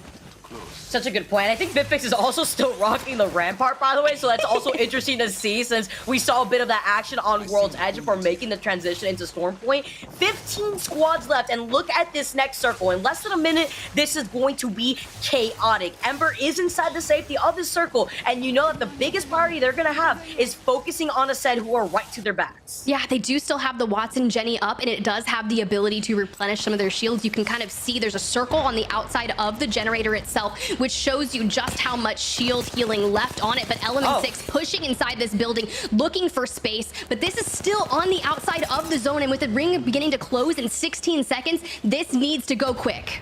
Knock, knock, FBI, open up. E6 said, hold on, let's us take this building instead from them. They're playing on the outskirts of this circle. Let's hold into and listen in with E6 to see how they play this. Nice, I'm stopping. I can't. Oh, two XLs, take them, Tony, take them. No, we can't. I have no med kit. We need to rotate in zone. We have a car. We're just gonna speed in. We have to. Okay. Come. Okay. We're gonna go close to the wall and we're gonna rise and Q and try to hold it, okay? Okay. Just play bottom for the moment. Okay. Play bottom. So, Medkit, give me medkit. Yeah, drop in, medkit. Just buy time for the moment, buy time. Yeah, I'm scanning in one. We're gonna, listen to me, we're gonna Q and try to hold in the middle of the swimming pool. Just wait with Okay. The one next to us, not the close one, but the far one. The far one on the middle. Yeah, you ready? Start to Yeah, use that shit. one, yeah. Go fight. Fight. Blue shit. Level one. Nice. Dead. I'm dead to zone. No, I'm good. You're fine. You rest, I'm watching. Scanning. We're pushing. I'm in up. Good. Get Up in the up. back.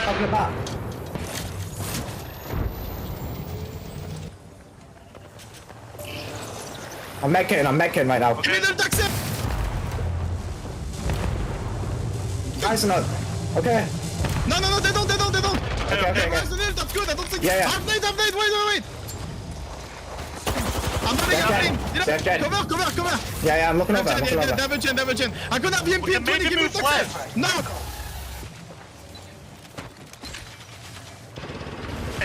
Okay. Just don't let them swing, okay? EMP 50. Okay, do I horizontal or not? Yeah, of course. Okay. I almost got through castle. It's in 10. It's fine. Okay. We take 3 more KP. That's good. In 5. The fight on the left as well becomes a solo. Now. Go in. The pocket. I'm in. I'm in. One here, The left, first that. I'm arm swapping. Get the swap. Coming across. I'm batting here, batting. Swinny, play down. Play here. We're good. wait. Make it. I'm still gonna have EMP, okay? We still have Jen. Careful. Okay. Yes, sir. My time. Peek me on the right. Don't play my side. Stay here. I'm scanning. Nothing. I'm scanning. I need heavy. Yeah, No heavy. No heavy. Hey, Sonic. Wait, I'm dropping you heavy. Dropping Okay, heavy. yeah. We need all in this team in front of us, no? Wait. The beacon. Go for it. Wait. Out one, dead. Out one. Nice. Bottom one. One hit. They're all weak. One more. Nice. No. Right. But you got the 10 kill, no? kills. 10 kills. Good. Nice. Oh no. What an insane comms moment right here that you currently heard from K Swinny. Ascend can't heal on the outskirts of this circle. Too much damage coming in. We got 6 squads left. Bitfix Gaming, 3 Muppets, Game of Drones, Vex Gaming, Horizon, and Alliance all playing for their lives right now on the outskirts of the circle. This is going to be one of those moments where the IGLs need to step up, and Matafe still alive, taking a lot of free damage over there, but unfortunately Tyler FPS going down. Can they keep their dream alive? It's 3 Muppets full sending onto them. Game of Drones goes down. Bitfix Gaming goes down. Could this be the moment where 3 Muppets find success? We talked about 3 Muppets before. They called out the circle amazingly, and they're cleaning up all the squads on the edge here. Vex Gaming go down, leaving 3 squads left in this entire lobby. You still got 3 Muppets on your screens right now. Alliance playing on the other side of the circle, as well as Horizon. The question is, where do you go right here? 3 Muppets know that they have little to no area to hide and get out of the line of sight of the other squads that have them in their own line of sight. And you can see they do not have the benefit of that ring pull here at the end. They are going to have to come out from cover and begin that rotation south. So my question is, what are you going to do? You need to force the other two teams to focus on each other and just get out of that LOS. But Alliance is poised perfectly there to benefit from this. And just if they int onto Horizon, that'll give 3 Muppets some cover, but Alliance is turning their attention to 3 Muppets. That's not what you want. And we've seen Yuki pop up with the Kraber before. Let's see what action he could do. Let's see the magic that Yuki could bring here for Alliance as they're going to clean up the rest of the squad that is forced to rotate on the outskirts of this circle. 3 Muppets holding on for dear life. But like you mentioned, Tim, Alliance and Horizon could easily try to focus on each other. This will give the opportunity for 3 Muppets to close in the gap. Haki's throwing out the exhibit, so they're going to have so much information to work for. As they swing onto Horizon right now, massive amounts of damage go out. That is going to be the near end of Horizon. So now they just need to clean up the likes of 3 Muppets, and they have so much health available to them, Vicky. The immediate swap up now from Alliance, cleaning up such a quick fight, and now they know that 3 Muppets has a health disadvantage. They're going to fully send it in, and this is all in the bag for Alliance. They are your winners for game number 5. Coming all the way down from Lightning Rod to Fish Farms and finding success here. This is not going to be one of those moments where you can say, hey, that end game zone pulled near my drop spot POI, so I'm going to have a massive benefit. No, they had the longest journey coming down from that Lightning Rod area, and they waited, they bided their times, and they were just like, if we play this exactly patiently, honestly, if they hadn't cleaned up Horizon so quickly, it would have been a totally different story. What's really great here, too, is even though they did have a bit of that journey from Lightning Rod all the way down to Fish Farms, they're coming from the high ground to low ground. So with the Skyward Dive, their transition to cross more land, it benefits them in their own favor. And there's actually a cheeky angle you could take on Storm Point. On the right side of Storm Point, if you cross over the mountain, you could actually cross a big enough distance to even pass through launch pads. So really great rotations right there for Alliance, and being able to secure not just 1 squad, but 2 squads at the same time while putting in some extra pressure on the 3 Muppets basically was the green light for them to know that that was their insurance, that 3 Muppets didn't have the time to resustain themselves and then go in for a nice time third party. I mean, this was a well-needed victory for Alliance. Coming into map number 5, they were currently sitting in 7th place overall on the day, and they need to get as many points. Sure, they're currently already in that top 9 standing, but you want to make sure that you stay there. There's only 2 more match day groups after this moment, so they'll only have 1 more day to play. So this is your moment to garner as many points as you possibly can, and honestly, do it with style, and they did just that. Absolutely. It's really nice to see the squad still stay on top, still be as consistent as it can be, because even before today, talking about where their placements is in the overall EMEA leaderboards, I believe they're sitting in 5th, right behind Vex. So now they're looking to keep themselves on the board. Yeah, it's kind of interesting. I feel like that's a story, right? Alliance and Vex. And I feel like every map that we watch, we're constantly seeing them kind of butt heads through different points of the game. One is taking out the other, and it's this far today, Alliance has been the one that has been responsible for a lot of Vex Gaming's demise. But let's take a look through some of these match 5 highlights where we can get the insights. This fight between Forge and Gaming Gladiators was over and done before I could even blink. Yeah, Forge also really needed us here too, because they cleared this side of the circle when it comes to negating any sort of rotation from the squads that want to go through Jurassic Park into Antenna. We saw a lot of action go down there between Corporate trying to circle keep by Gale Station. We saw at the moment Echo Esports were also under a lot of pressure. Ascend as well, E6 making their later rotations. So a lot of action happened on that southern side by Gale Station through Antenna.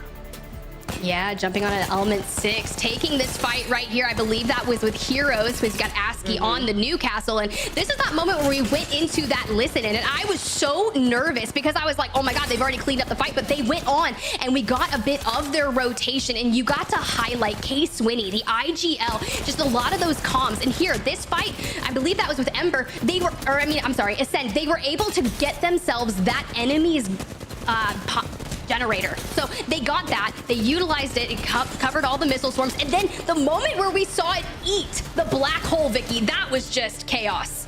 Yeah, that was so chaotic, but they still stayed on top at the very end right there too. Ascend managed to live through that fight, but couldn't heal through the circle in time. It already pushed them into the corner, and Alliance, looking at all the chaos happening from afar, they had the safety of the fence line. They knew exactly when to push onto Horizon, our third placing squad for this game, and then immediately swapped their attention over to the 3 Muppets, who had a very tough rotation with little to no cover in the middle of the water. Ooh, and then you look how it paid off for them with your match 5 results. Alliance at the top, but not only were they able to get those 12 placement points, they picked up 10 eliminations along the way with a nice 22-point victory. But a beautiful game out of 3 Muppets and Horizon to get 15 and 10 points respectively. And Vexed Gaming, once again, finding themselves in the top 5, relatively consistent here today.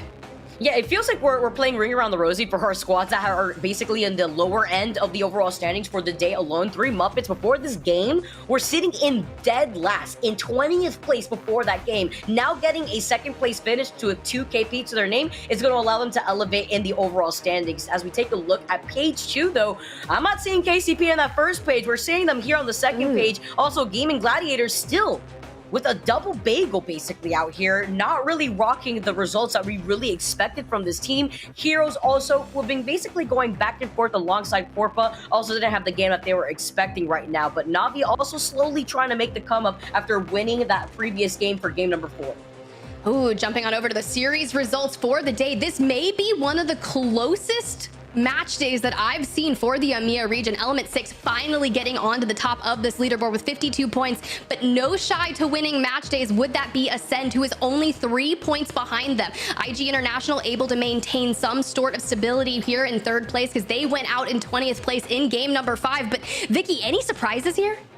I mean, out of all the squads that we see how close the overall standings are from 1st all the way down to 6th, E6 is the only team to have not won a game so far, but they've been able to consistently be in that top 5 while securing so much KP while they're at it too. So it's nice to see E6 still top the overall standings, but can they finally get the dub? That is the question. That is the question indeed, but I guess we're just going to have to wait and see. We only have one more match available for the EMEA region here today, and we're going to cut to a quick break. So go grab yourself some water because it's getting sweaty out here.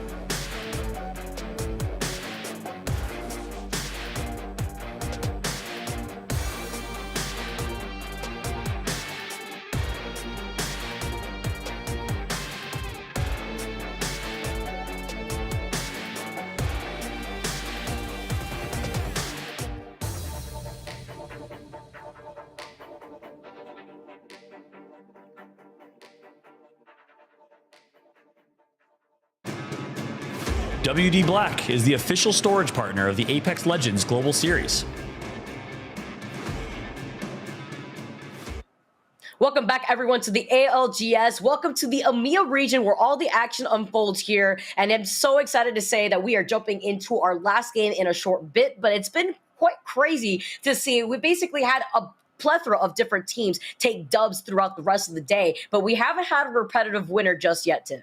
No, we definitely haven't, and the scoreboard is ever so tight, so it's all going to culminate into this final match number 6 on Stormpoint to see who is going to edge out on the top of the leaderboard. And I sit here thinking, I wonder who it could be. Ascend just lying in wait, trying to get there. Element 6 currently at the top, but not by much. And now I'm curious to see, where is that zone going to pull? Who's going to get the best of it, and who's going to come out on top?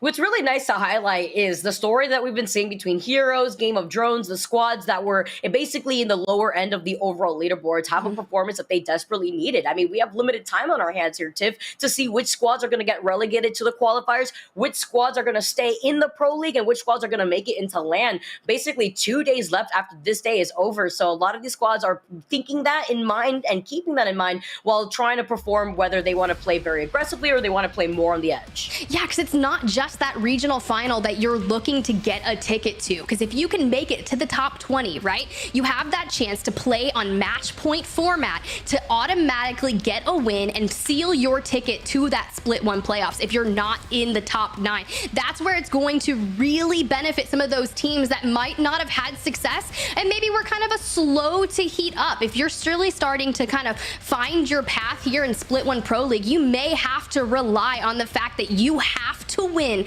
that regional final on match point to get into the split one playoffs. But hey, maybe you're going to go through on points and that's where you really want to find yourself. And check it out, we're getting a zone that's just a little similar to match number 5 but a little north. So I'm curious to see, will we get something on the outside of Antenna and maybe one of that no-name areas with a lot of chokeholds?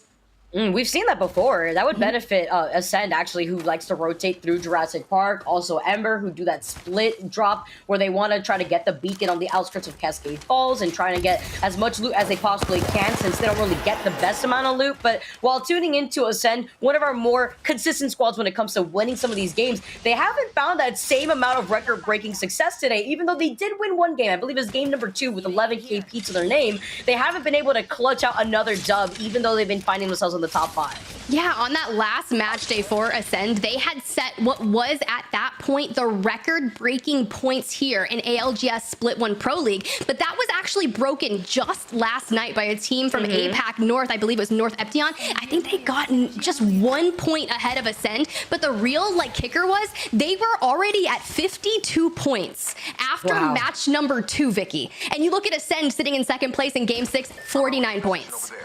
That's actually incredible. I love to see how the ecosystem just basically coincides together with so many of our other regions. It's always nice to see as we take a look at E6 right now. This squad leading the overall leaderboards currently in that number 1 spot and looking to take their time with the replicator to move into that next circle. They don't have a Valkyrie once again to work with, so no Skyward dive, so they have to plan their next move quickly when it comes to these rotations.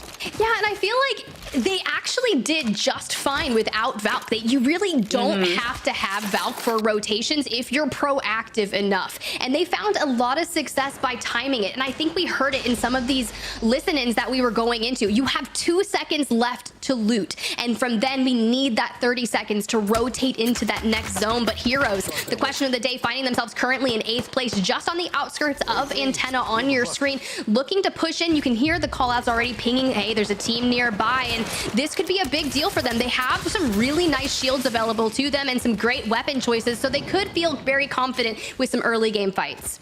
Yeah, I'm wondering here, though, with some of these early game fights and looking at where the circle is pulling, Heroes basically are trying to fight for the ability to get that beacon in Antenna, but you can imagine so many other squads making the rotations away from Barometer, Gale Station, Fizz Farms are probably planning to do the same thing, so it's going to get congested here soon here. Hopefully, Heroes could come out on top with a quick fight. Yeah, and I believe you're completely right. We talk about Ascend being one of those teams that rotates through Jurassic Park, so the likes of them looking to grab Beacon here in Antenna is probably truthful, but I want to harp onto Heroes for a little bit. They acquired the roster of Nemesis back in November. I told you they picked up a roster just before the Pro League. That was going to be Nemesis. They placed 13th in ALGS Split 2 EMEA Pro League, picked up Uchako previously on Kick Esports and AIM Esports as well, so really looking as their first foray as a team here in Split 1, so they don't want to go out just yet. They want to continue building on that team synergy and going forward. But let's cut on over to IG International. They were your first out in map number 5, but they're looking to find success here. Love how you highlight that, especially the storyline. Nice crack right now with the Arc Stars getting flung. IG sharing that building and immediately deletes Bob as Ember in already a disadvantaged state, losing out on 2 members. IG looking to clean things up just as quick. I mean, that was absolutely super quick. I mean, the hip fire on the flatline, chef's kiss, baby. And that's exactly what this team is so good at. They're micro 3v3 fightings. They don't have to worry about other teams poking into this. They can just go in, get the job done, and get out. But it looks like Ascend, Kashera, really low there, able to get the shields back up, but not able to get their health back up. But post-kill, looking to swing on and take a different flank onto Heroes. Roster finds a knock onto one. The question is, where's the rest of them? Love these comms coming in from Ascend with post-kill taking a nice flanking angle. They inevitably sandwich Heroes and delete them from the lobby. They're going out in 18th right back there, and Ascend are going to be able to come out on top with more KP to their name. Nice fight for Ascend now, as they're going to be able to try to reset as quickly as possible before another squad makes a rotation into Antenna to try to get that beacon. Well, time is of the essence, and that beacon is definitely theirs for the taking. So loot up and go find out where your next move is going to be. But can we just talk about the synergy that they have? I don't know if it's just the Kashera being that IGL, just really calming through these fights. Because it is an isolated fight, similar to what we just saw IG International be able to do, you really don't have to worry about outside forces interacting with what you've got. And did they hit the beacon, Vicky? Because I didn't see it. I think they did. Okay, yeah. It was already in their circle, so it's a bit deceiving sometimes with that color green here, but they did manage to get that beacon, so they're making their next move to already rotate on the outskirts of Antenna to maybe see if they can circle keep Turkish Stars, who like to land in Shipfall, rotate toward the north side without trying to give up too much space. Guess we get to see Horizon now take to the skyward dot, and they're going to be exiting out of fish farms. And we noted that there was already so many squads in this congested area on the other side of Antenna. Would love to see an overhead of the map right now to see how many teams exactly are there. Yeah, what was once a fish farm zone looks to be appearing to be Gale Station, so a neighboring POI for them. And Horizon takes to this tree, and this is actually a cute little spot if you're a rat and you ever need to play ranked on Stormpoint at any point in time. Just take note, guys, in chat. This is a moment, but you still have that line of sight from some team that's sniping nearby. Mimu literally poked their heads for 2 seconds, and that was enough to get a headshot right there while trying to set up the fence line. So you have to take a little bit of a breather while trying to pop that shield bat, as Ascend find themselves in another fight currently right now, sitting on 3 KP for this whole team. They're sharing some of this building space. I like the fact that they're going to disengage right now to get a better look at what's going on the other side of that building. Yeah, a little calm before the storm. Ascend looking to chow for the building. Some shots go out, and it looks like they're trying to kick down the door. The first thing someone sees when you kick down a door is going to be the shoes on this Legend's feet, but they're going to go ahead and throw some nades out and back off, maybe for a clean reset, because they're taking a lot of damage.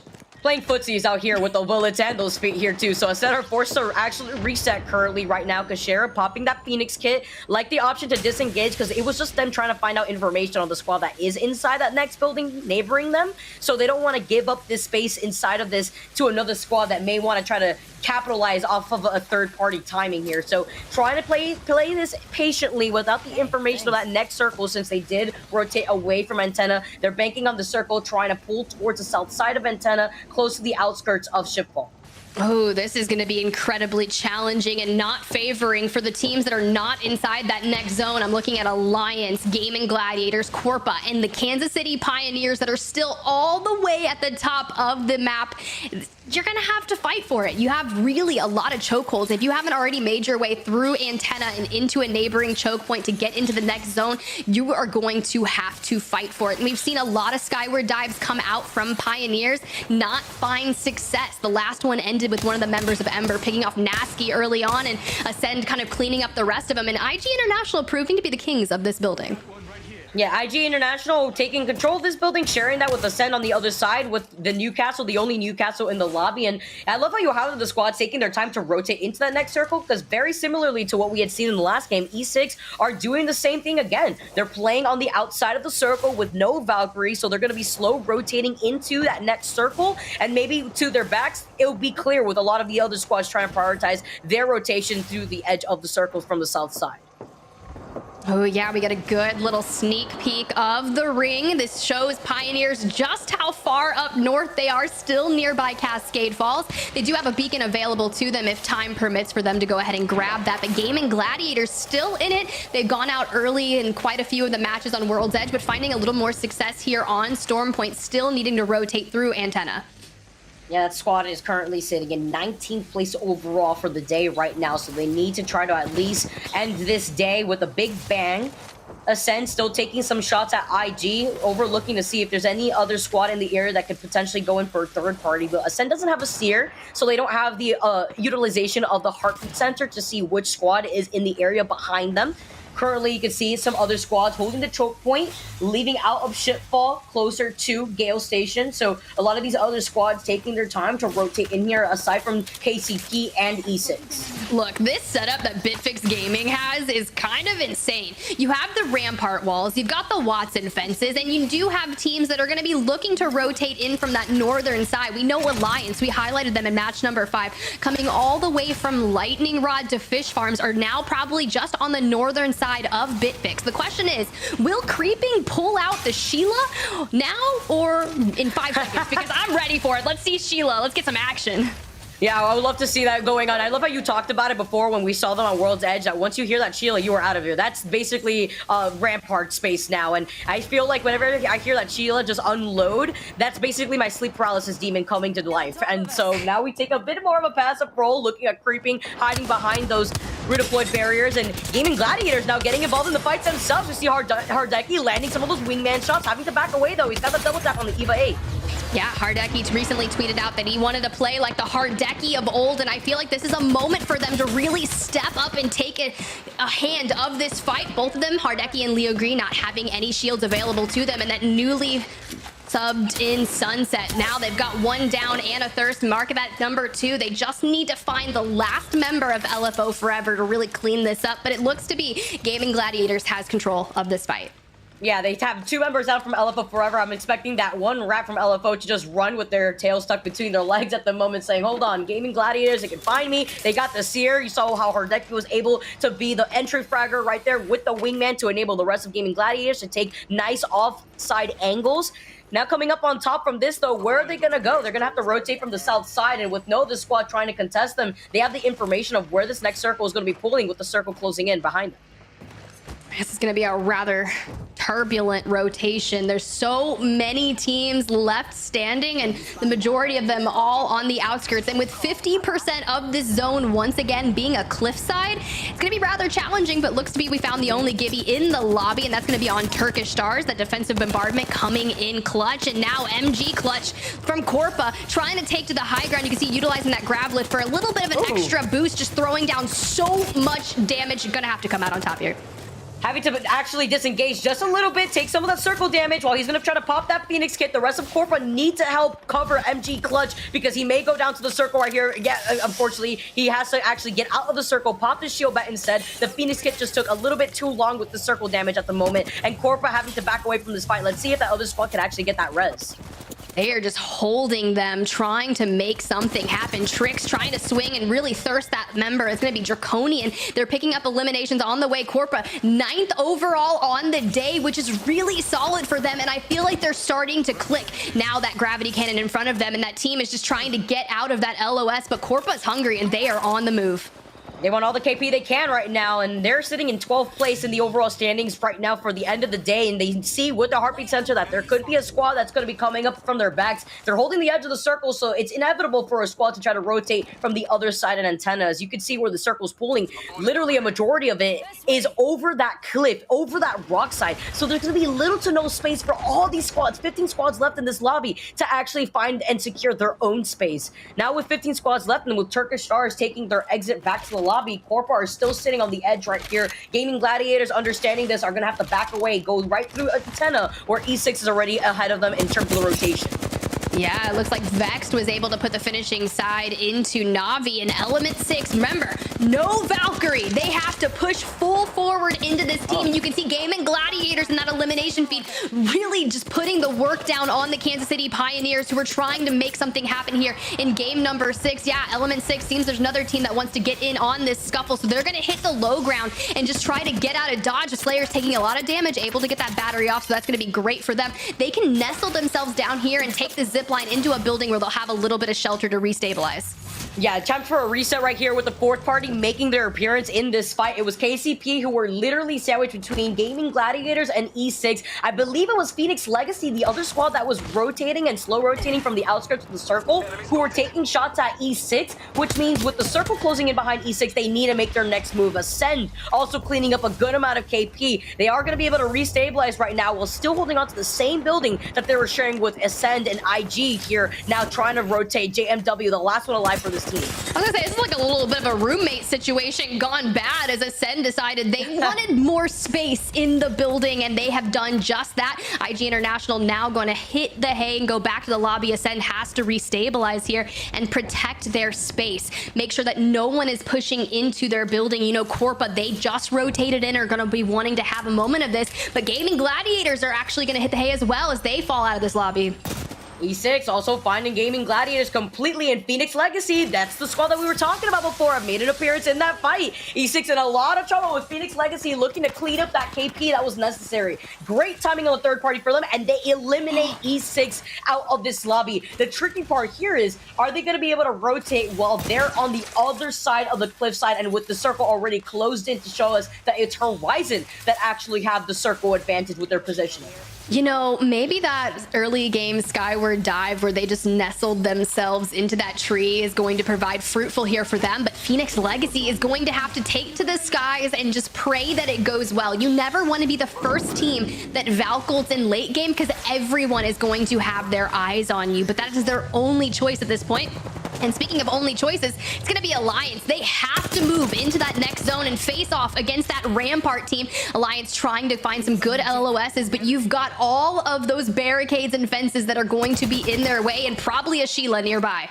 Yeah, that's how we know that that's BitFix Gaming that's up ahead holding that choke point. They've been holding that choke point from the very beginning, too, of this game, even after that first circle was closing. Let's jump into a listening with Alliance to see how they're going to rotate into that next circle. Someone's getting for shot. Rampart is almost cracked here. Yeah. Can left side as well. Can left side here. Check left side. There. I don't see anything. Nice, good shit, good shit. Nice. We're in here, we're playing for this. Just hold left side out. Okay. Just hold left out. There's a guy low gun. There's a guy low gun somewhere. I need one back, boys. Yeah. I have a 2 now. We gotta slide down for this and hold left side out. I can stick it. 1-6. I'm sliding. I'm flying down. You say you can. Go Okay, I'm seeing. Okay, Bako! Yep. Break the rest kit again. Break the Hard rest. to pick. Right. Safe on me. Safe on me too. Care Balco, guys. I'm staying here for now. Carry your cross. Yeah. Down there. Free kill. On the rock. I'm watching Balco. You guys get on top of me. Okay, fuck, we got hot. Use me. Yeah, I'm there.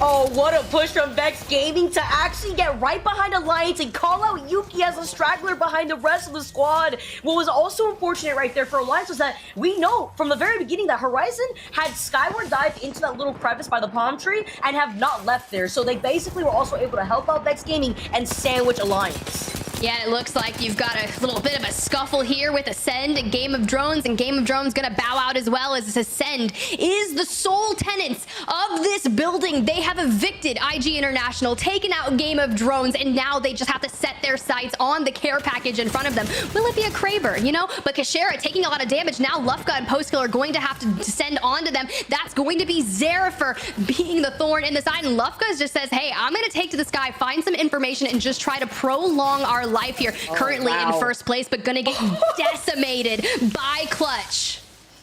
Got deleted. Corpa were right underneath them. Ascend in shambles right now, only leaving up the post kill, who gets basically deleted and sent back to the lobby right now. In every corner of this current last circle, you can see Vex Gaming taking their own little edge of the other half of the circle. They have the mobile respawn beacon for some makeshift cover to work with here as well as the positioning in that next circle. So this is a really good spot for Vex Gaming because all the other teams are going to be out in the open in front of Vex Gaming to deal with. Yeah, they literally have 2 boxes and that mobile respawn to provide them with cover. They do not have the legend composition that's going to lead to holding empty spaces. Unlucky, just really finishing off Herbin in front of them. I kind of like this for them. You've got that edge of zone. You have your back completely cleared out. You have plenty of utility. The only thing I would like to see them have more of would be some nades. They don't have that to couple with that black hole. You saw Tyler kind of popping those ultimate accelerants to make sure they have that available to them for the end game fight, which is now down to the final 3 teams. You have Corpa, 3 Muffets, and Vexed Gaming. Will Vexed be able to come out and end their day on top? And the fact that you saw Horizon immediately get deleted right there at the very end here too. Ascend right now, you obviously see here, they were basically booted out of Gale Station, and now Corpa making their move where Ascend would have rotated. They're in between 3 Muppets and Vex Gaming, with Vex Gaming having the high ground. Ooh, I'm really excited to see what Plum can do with that longbow. Does it have a lot of ammo to boot? Only 12 shots? Ooh, and the time, the pool is not in their favor. They're going to have to peek right into Vexed Gaming's LOS. And this is the same thing that we saw kind of in match number 5. It's who can you pit against each other at that end game so you can come out on top. It's the true battle royale in a sense. Was it going to be Corpa? Will 3 Muppets betray Corpa and full send onto them and try to play for second, picking up as many eliminations as they can? Tiff, I'm sitting on the edge of my seat right now for Vex Gaming because they are literally right behind Ascend by just a few points. I believe right now it's by 5 points currently, right behind Ascend, who are sitting in first place with 61 points, and they're not in this lobby anymore. So if Vex Gaming hold this position, hold the advantage that they currently have right now versus Corpa and 3 Muppets, they will overtake Ascend in the overall standings in first place for today. Ooh, and that's going to be exactly what they want. Somewhere, somehow, there is a wild Zephyr that is actually probably trying to manifest this win for Vex Gaming. He's probably going to scream like an actual 5-year-old child, and I couldn't be more ecstatic for them because now, as that ring starts to close in, who will send each other first? It will one team into another. We can only wait.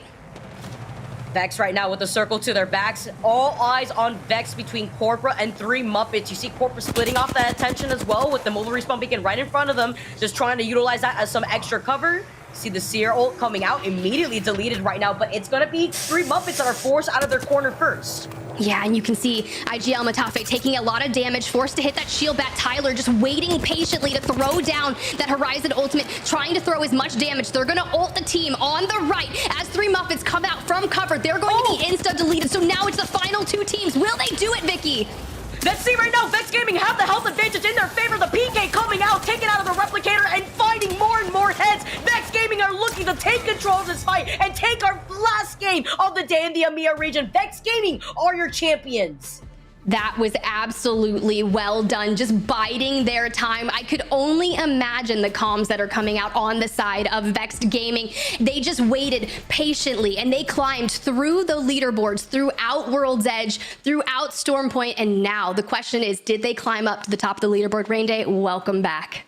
Thank you. I think that question has been answered. Vicky did some quick math. I know it's not, that's my tactic area. That's where I strategize at. But, Vicky, I think she was right here with it. They are going to just narrowly inch out Ascend. And it's more how they did it, I think, ladies. It's about the fact that they came in at the very end and won the game that put them over. It was like kind of this moment where Vex have been placing 3rd, 5th, 6th, and now have a chance with a few points, a win, to actually place first and reach the top of the mountain. To me, Tiff, that was what was so important, to see them actually get over that hump and become now a team that we're talking about in top 1, top 2 in all of EMEA. Yeah, and I think that's a really great point, because if I'm being honest, I was a little bit harsh on them at the beginning of the show, saying, hey, they are a really extremely heavy kill team and they get a lot of their points from it. It was approximately 76% a few match days back. And the question was, if they get on that match point format, could they double down and get a map win? And just really ending today's note on a high and having that match victory, it goes to show you, hey, they've got what it takes. Hard fragging team too, Vicky. I mean, when it comes to team fighting Vex, it seems like Ascend can match a lot of people, but I'm not sure how many people can match Vex when they're on their game like they are today.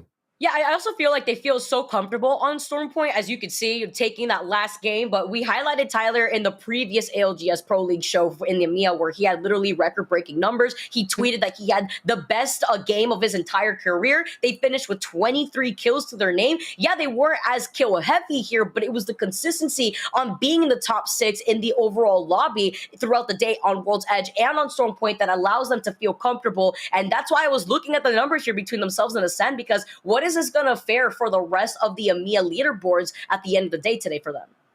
Yeah, I can't wait to see how it all unfolds. Obviously, taking a look back at how Game 6 unfolded, it was a lot of teams having moments. You know, Heroes started strong. They got more points than I think they finished with in some of their days. And the early parts of it weren't able to keep up that momentum. IG International certainly were, though. And that's a team that I think has to be happy with their performance today. Didn't come out on top as the dub, but again, going to get a lot of points, going to put themselves in a better position for that regional final, and of course to make LAN if they do not win that one. But it was really the battle, Tiff, of will Ascend win or will Vex pull out a miracle? We got the answer already, but it was close. I mean, it was definitely close, and I just feel like it's one of those moments where it's got to feel good. You know, they were really working on some things throughout these match days in Split 1 Pro League and trying to find that nice balance of getting to the end game, getting a win, and I feel like we've kind of unleashed a beast at this point because now they know how to navigate some of these zones and get a win, and I can only imagine how incredibly ecstatic that team is. And I just want to give a shout out to Matafe. I didn't realize this.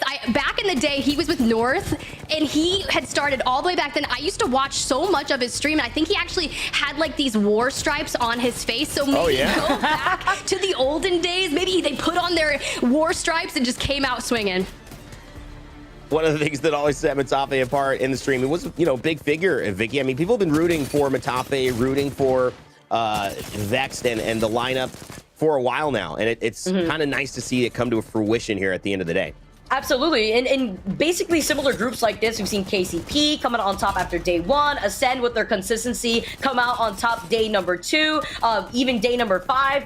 Gaming Gladiators, they had that standout performance day number 4, but it was never Vex that was in the top 2 spot. They were always top 4, top 3, and now they finally get the dub that they needed in a very intense last game, which is what determined them to being on top of Ascend. Corpa also really good day for them. I know we're not mentioning them a lot, but kind of taking a look at the middle of the table, put together a lot of good points at the end of this game to actually jump, I think, up into maybe 9th, 8th.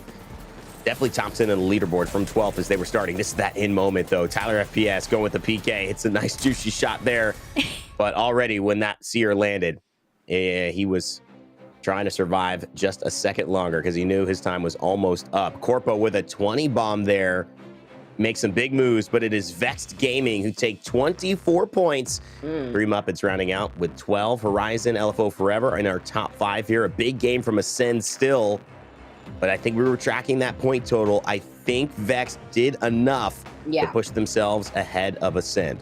I believe just by a few mere points here too, Rain Day. I think it was by 4 points because Ascend had finished their progress in that last lobby with 61 points to their name. With that W though, and those 24 extra points, that means that Vex Gaming is probably sitting on 65 points. So really great look here for Vex Gaming. And I love how you highlighted Corpa too, because this is another squad that we talked a little bit in the pre-show just about teams that we want to see perform, because they were sitting before this day in the overall standings in EMEA on 28th place, risking relegation.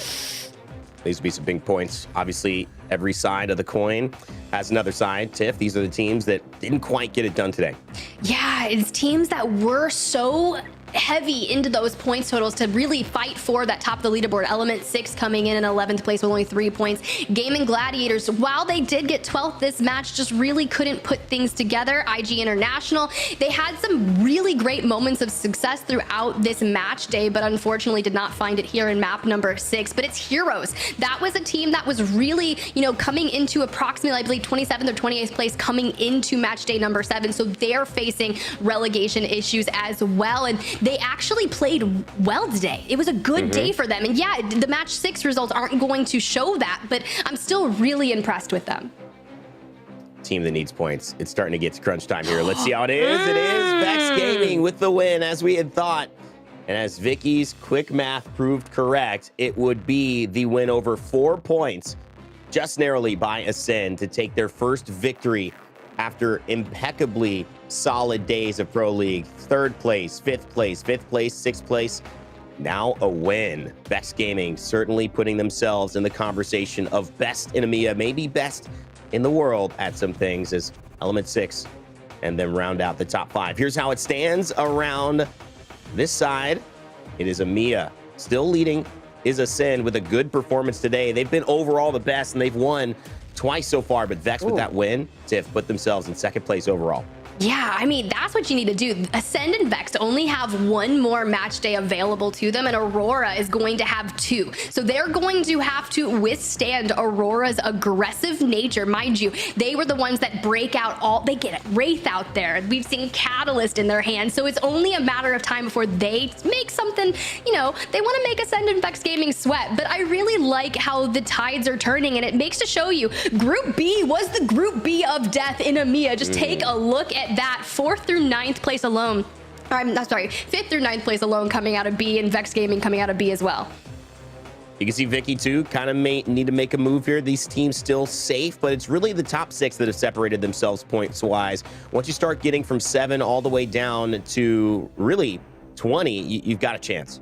Yeah, I actually really love how Tiff highlighted the groups that have been really able to stay consistent, specifically that Group B of death. And then I'm looking at the likes of Nightmare, who are on the cusp right now of making it into LAN. They also had a great day in day number 6 of the Pro League, also Game of Drones. This means that they were able to elevate themselves from 19th place in the overall leaderboards in EMEA now to 12. So they absolutely have an opportunity to really come out on top to also qualify for LAN. Let's take a look at the second page, though. You don't want to be here. And, well, they were one of the teams we highlighted today. Unfortunately, they did not play like the hard decky of old. Gaming Gladiators, close, but almost in the relegation zone. And teams like Corpa, Bitfix Gaming, 3 Muppets, the way that they're playing, even Heroes, who had a really good start, Turkish Stars, all showing that they're moving up and they want that spot. So Gaming Gladiators running out of time to secure not just another place in the Pro League, but maybe a chance at being able to get into that LAN. Obviously, not what they were looking for, Vicky, but there's still hope. Still 2 more match days.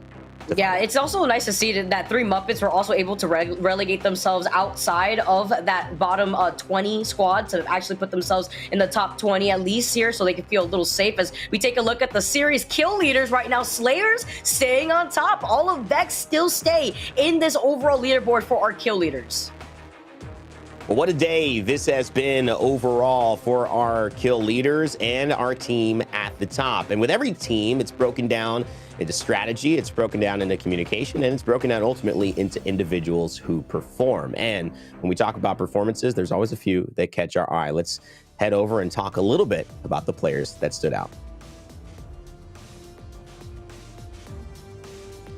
All right, Vicky, Tiff, back here to talk about our highlights for our standout players today. And I think I'm starting here with you, Vicky. Who stood out to you? I mean, there's a lot of names to pick from, but which one are you choosing? My MVP that I have to talk about for the day has to be Slayers. I love the way that Element 6 was able to perform, but specifically Slayers. I know he was leading the overall kill leaderboards, but it goes more than that. You heard the comms coming in from E6, from K Swinney, the chaos that was going down, the way to try to bring down your team and then allow Slayers to actually pop off was something that I really enjoyed seeing throughout the day. Slayers finishing off with such a high kill count, but also being able to clutch these type of moments out over by the side of follow up with the Bloodhound. Of course, no bias there. I absolutely love seeing the Bloodhound being able to pop off on a map like World's Edge, but then still keeping that consistency into Stormpoint is always a treat to see for E6. Even when it comes to predicting where these final circles are going to be pulling without a Valkyrie on their team, I believe there were 1 of 2 squads throughout the entire day that were able to find this success with a Valkyrie-less composition. That's a bold thing to do at this day and age in Apex Legends. No Valkyrie. We're seeing it a little bit more, though. Element 6 obviously popping off in Slayers. No doubt about it. Vocal, fun energy, and great work in terms of being able to navigate with a car and make sure those headshots are ringing. All right, Tiff, heading over to you. Who stands out for you today? Look, it's gonna have to be Tyler FPS for me. We know how strong Vexed Gaming has been, and finally ending on top. Vicky called it earlier and said, you know, Tyler FPS in that last match day had his best game of his life, but no worries here, because I'm curious if that match day number 6, that final game of the day where they ended on that victory, will now be the best game of his life. You got the IGL Matafe that has really been the big brains behind the operation at Vexed Gaming, this former Bosch roster, joined by the likes of Unlucky and Tyler FPS that are the fraggers. And coming into today, you know, Matafe is the leader of the total assists here in Split 1 Pro League for the EMEA region with 72. And I think that's because Tyler FPS has the most kills with 77 coming into today. So really excited to see them shine here today. I love those picks. I think I had to pick all of those. I can't argue with any of them. I mean, I do like the fact that Ascend was still there. They were this close to winning again. We got to talk about that. The fact that Kashira and squad still put together a performance that might have been 3 out of 7. That is just unheard of in terms of Pro League. So congrats to them, but congrats to all of our players that stood out today. It was a great day 7 of EMEA, and it looks like the action is only getting better. All right, well, obviously we've had a great time today. It's been a wonderful day for several teams. You know, we mentioned Corpa moving on up. We saw Alliance have some moments. We saw some tragedy for Gaming Gladiators, but there's still a chance for redemption. And redemption has been kind of the story of Matafe. Matafe is someone who has been in the scene for so long as a streamer, content creator, pro player, who has had different lineups, different levels of success, highs and lows, but it feels like this season it's different. Vex Gaming have turned the corner and are now heading only upwards. And so for us to bring in the man, the myth, the legend himself, Matafe, we have a chance to sit down and get his thoughts on how Vex is doing. Matafe, no war stripes today, but I think you got what you want, a win at the end of it. How you feeling, Matafe, after the big win, and how you guys playing? Feeling good. Feeling like we've played bad the whole Pro League until now. Finally, things went our way. And yeah, I feel like we've played the way we know how to play today. I want to just get clear on the fact that you said you're playing bad, but when I look at it, third place, 5th place, 6th place, and now you've got 1st. You feel and look statistically like one of the most consistent teams in all of EMEA, all of North America. How are you getting that level of consistency, even if it's not to your standard? What's going on behind the scenes to make sure that you guys are showing up each and every day? Well, for us, we took a good look at the teams that are in the Pro League, and we immediately saw that with Unlucky and Tyler, as you can see in the kill leaderboard, we have the most firepower out of any team in Europe. So we decided that with a controller duo like that, there's no point playing zone, so we just look for kills. Like, if you think about it, 6th place, 0 kills is 3 points. This is same as one squad wipe, which is way easier for us to achieve than playing zone. All right, I think, Tiff, you have a question for Matafe here. We're going to go down the line, let everyone have a chance to chat with the winner. Yeah, everyone kind of talks about your micro fighting, your 3v3s, those isolated moments. Talk me through some of the dynamics of working with Unlucky and Tyler FPS and kind of shed some light. You are clearly the IGL, so those comms have got to be important, right? When you're kind of directing those two where to go. Talk me through some of those moments.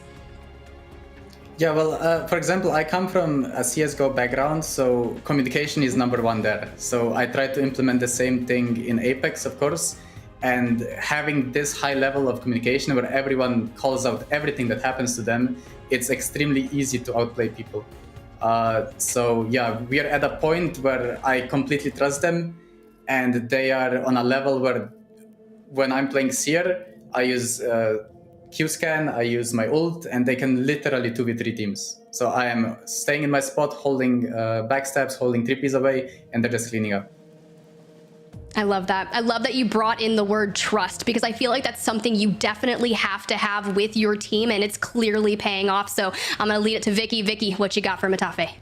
I just want to ask you, after your last performance, you guys popped off. You had a 23 KP game. I love the dynamic of your team. I'm a big fan of Vex Gaming. I'm a big fan of Tyler's mindset too. Unlucky is also really funny on the squad. I like the dynamic that you guys have. With the success that you found today, now finally getting that first place spot when you guys were basically on the cusp of 6, getting third, always in the top 6 no matter what. Are you guys going to take a note out of how you performed today and then utilize that for the next day of competition that you guys have, basically finding what worked the best for you? Well, to be honest, we've been playing the same play style, and of course scrims are not as realistic as Pro League, but I don't remember us placing under top 5 in scrims in the last 3 months. So this play style literally works. But until now, we only had 1 pop-off game per day, so we were kind of starting to doubt if we can actually perform like this. But doing VOD reviews and stuff, we realized that we're just doing mistakes ourselves. It's not that we're getting outplayed or do bad rotations or take bad fights. It's just individual mistakes that were holding us back, which today there weren't so many. What a moment there. Matafe, again, a huge congratulations on today. You finally got that win. I feel like it is just the beginning of a team that looks to dominate the landscape, and not only EMEA, but maybe at LAN later on in our ALGS season. Thanks so much, and congratulations on the win today. Thank you. Matafe, ladies and gentlemen, it was great to have a chat with him and Vicky, just getting into the mind of what they decide. Really, it's the Furia comp, right? We just want to fight. We can win in game, but we might not win in game, but we're going to get 20 kills while we do it.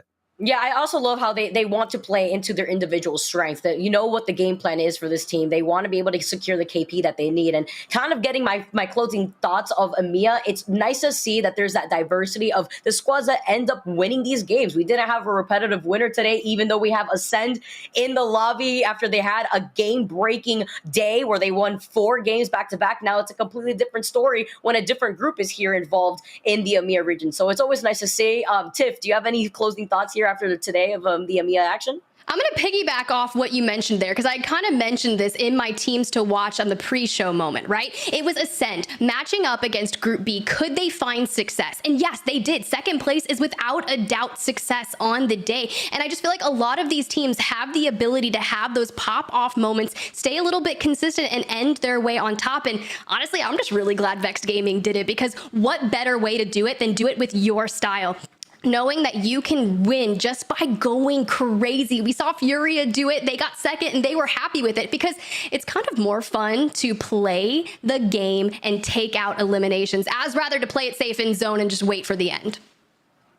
Well, both of you, fantastic job today. It has been one busy day in EMEA. It's time to rest up. We've got North America around the corner, but thanks so much, Vicky, Kitty, Spider Tiff, amazing casting and analyzing this afternoon. Well, it's this afternoon for some in EMEA. It's this morning or just getting the afternoon for me. But in the real afternoon, Pacific time where I am, it's North America's time. And coming up in that show, you do not want to miss the gargantuan fight we are going to have. Will TSM be the first team to win 3 match days before putting themselves ahead of the Guard, who will be taking a break this afternoon? Will Team Liquid win second, match up with TSM and say, no, we're the team to watch out for? Esports Arena, NRG, and Sweet Dreams, what will they do alongside defending playoff and championship winners Dark Zero and Furia Esports? What a day in North America we have set up, so make sure to hang out with us there. Again, big thank you to everyone who has been watching us today. It has been a fantastic day, but it is only halfway done. So take a break and make sure to come back here for North America.